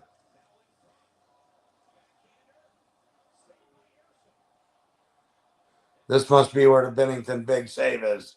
Yeah. Oh, yeah. Oh, my gosh. On the blocker. Yep. Nice. That was nice. Yeah. He's one of the best goalies in the league. I'm sorry, man. Yeah. If he had a really good either A, really good offensive team in front of him, or B, a really, really good defensive team in front of him, he'd be a Vezina candidate. Well, my two boys, my one boy is a massive Blues fan ever since he was a baby. Yeah. And my other boy, when we lived in New York, so he's an Islander fan. But yeah, so when we lived in Chicago, he just took to the Blues. Yeah. That was his team. So shootout scares me. Well, the shootout's always a little scary. Yeah. Yeah, because we haven't done well in the shootout. We have not done well in it at all. But they had 6 shots on the overtime to our the 1. overtime. Yeah. Wow. And in all honesty, that's so bad because they didn't even get possession of the puck till 2 minutes to go. We held the puck, St. Louis, for the first almost 3 minutes. And got one shot on goal out of that. We're 2-1 in the shootout. That is correct. So, well, shootout. He's 4-1. This kid. Here goes Couture. There we go. Nice move there. Got Couture to mess it up. Okay. Wow. Bennington's 8 of 9 8 of 12. 9 of 12. Yeah. All right, let's see what Thomas does here. I couldn't get it up. That's what she said. Oh, yeah. So you're still a couple seconds ahead of me. That's okay. That was nice. You know? Yeah. He picked the low, and Harrison went down with him.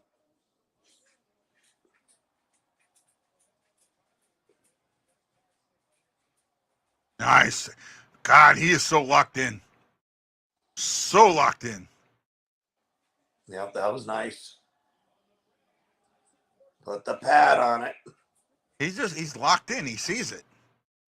Oh, Neighbor's taking a second. That's a surprise to me. I would have thought it'd been Cairo. So they must be third. Oh, he put it in. Beautiful. Let's see. There you go.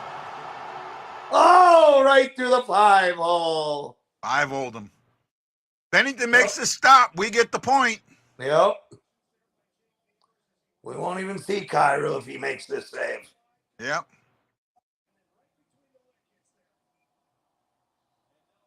Nope.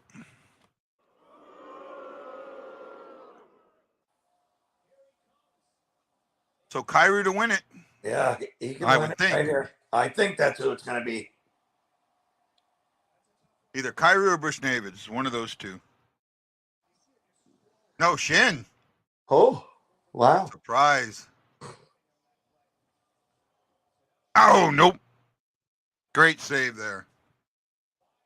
Round 4. Oh, that was Bennington's a got to nice make save. these stops now.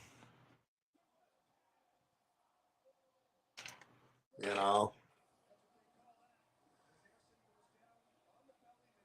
Wow, he got that right pad up just in time. Just in time. There's a big save. Goal wins it.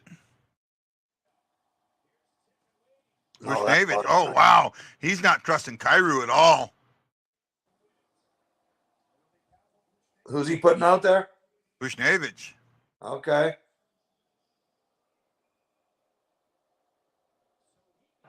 Oh, he potted it. Bushnevich, backhander, snuck it in. Oh, wow, sure did. Just got it around the outstretched leg. Yeah, he got him to commit. He got him to commit and come out of the net. Big win. Okay, well, Bennington's got to be a star. Okay, 3 stars. Yeah, I think Hayes is the 3rd star, Bennington's the 2nd star, and Bushnevich is the 1st star. Actually, it may not because it's an away game. It's an away Lawton game. will probably get the 2nd star. So it'll be Bushnevich, Lawton, and then Bennington. Is that who got their goal? Lawton, right? I think they did more than lucked out there, Eliza. But you're welcome to your opinion. I'll wait to see what happens there with the stars. I have a huge problem with the way the NHL does the stars. I think you remember you're old enough that you might remember this in baseball. They used to have the Rolaids Relief Man Award. Yes, they did. And I love that because you got points for saves and outs. Yep. And things, they set that up. I would love to see them do something like that with the 3 stars. They used to do that in the NHL. I thought they used to. All your home games only. Right. And what the heck was it called again? It was. Man, I would like to see them. I would like to see them do a star award. Right. Yeah. But do a legitimate star award. So you're having whoever's voting on it. It's not a hometown thing where you get beat 7-1 and the guy gets a 2nd star, like what happened in Edmonton a while back at the beginning of the season. Right. And what's happened with the Blues a few times. Aaron says that was a tough fought win. I agree. I think this is a good win. It's not a bad win. I think this is a good win. You have a team that's fighting for a playoff spot, just like you are. It's not going to be an easy game. What? No wins are bad. I disagree with that. I disagree with that. Some wins are ugly, but they're not bad.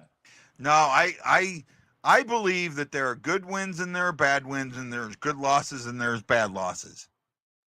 Okay. I call them good wins are all good wins. Army gets 2 first-round picks for what? Ryan for Bushnevich? I don't see him trading Bushnevich. I just don't see it. I don't see I'm telling you, I'm 99% sure the organization, because of the way his game changed, the way his game flipped, Bushnevich's game flipped, and I'm almost dead certain the organization went to him and said, don't listen to the rumors. You're not going anywhere. Right? We know you like it here. We know you want to be here. We'll work with the contract later. You're not going anywhere. And I almost like dead certain that he got told that because of the way his game flipped. Right? I don't think so, Ryan. I honestly don't think so. All right. Haven't seen anything on the 3 stars yet. Here we go. Well, I was kind of 3rd star was Urson, the goalie for Philly. Okay. He was 24 of 25. Bushnevich with the game-winning shootout goal. Was the second star, and then Bennington stopping 40 of 41 shots. I mean, he had a good game. Yeah. And we were talking about playoff seeding and all that earlier. I was popping through things, and here's a really good graphic. So you believe like game 1s, all home teams, if you lose the first game at home, only 43% of all home teams have won the best of 7 after dropping an opener. Yeah. Wow. I didn't know what that is. That's pretty whoa, you know. All right.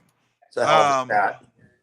Who is this Wayne Guest? Well, Wayne's a fan of the show that grew up in Edmonton or in Winnipeg, knows a lot about hockey, and he's a Blackhawks fan, but he lives in Alabama, and he's comes on. It's the second time I think he's been on the show. A couple times. Say again? A couple times with you, yeah. And Wayne, he says, "Welcome, Wayne, to where your voice is heard, but it doesn't matter." And then he's giving me, yeah. Hey, I'm opinionated. I mean, that's straight up what it comes down to. That's my show. I get to be opinionated. I'll be late tomorrow. Have a VFW meeting. We play again tomorrow. Who do we play tomorrow? The Islanders, right? No, yeah, the Islanders, I think. That's definitely a winnable game. Yeah, we play the Islanders tomorrow. So there's another team fighting for a playoff spot. Sure, that's a definite winnable game, though. Yeah, so, you got to win these games. That's all there's to it. Now, tomorrow's game is on ESPN Plus. Even in the St. Louis area, you have to have ESPN Plus, right? So just be aware of that. You have to have ESPN Plus to watch tomorrow's game, or Hulu. I think it's on Hulu also. And they'll probably have Hofer going tomorrow, right? Yeah, I would guess so. Even though Bennington was so hot tonight. Yeah, he played good. And he played really good. But the Blues didn't. I think if the Blues pepper him with shots, he doesn't say 41 of 40, 40 of 41. And that's the thing. The Blues have got to take better shots. They absolutely need to take better shots. If they do, the Blues are not losing this game. This isn't going to shootout. Right. Devils on Thursday should be the game to take advantage on because they're low in the standing. They just changed the coach. So that, you're going to get that bump from that. So that's what you got to be worried about. We had that happen with Minnesota. We played Minnesota right after they fired their coach, and they went and killed us back earlier. If the Blues can get 5 out of a possible 6 points in these 3 games, though. Oh, we got 4. We've got 5 games. We have 5-game road trip, all East Coast, right? Yeah. I think we have the Rangers and then Boston after that. Okay, so I mean, out of those 5 games, you need at least 7 points. You need 8 and points. 8 out. Really nice for you guys, absolutely. Yeah. You need 8. You need 8 out of the 10. Because you got to go in and beat one of those 2 top teams in either the Rangers or Boston. Yeah. And you got to beat the lower class teams. Yeah. You know, so I absolutely agree with you there, bud. Well, yeah. Wayne, thanks for joining me. Greatly Absolutely. appreciate it. I'll set that up tomorrow for the Friday, and hopefully you can Okay, join yeah, me. we'll set it up for the trade. You know, for the trade show. Trade And, deadline show. Yep, I'm looking And forward to it. you guys, I love you. I will see you tomorrow for the Islanders, and thanks for coming. I'll see you tomorrow, Aloha. Hey, I didn't Later. get copyrighted today too. Yay me! Bye, guys.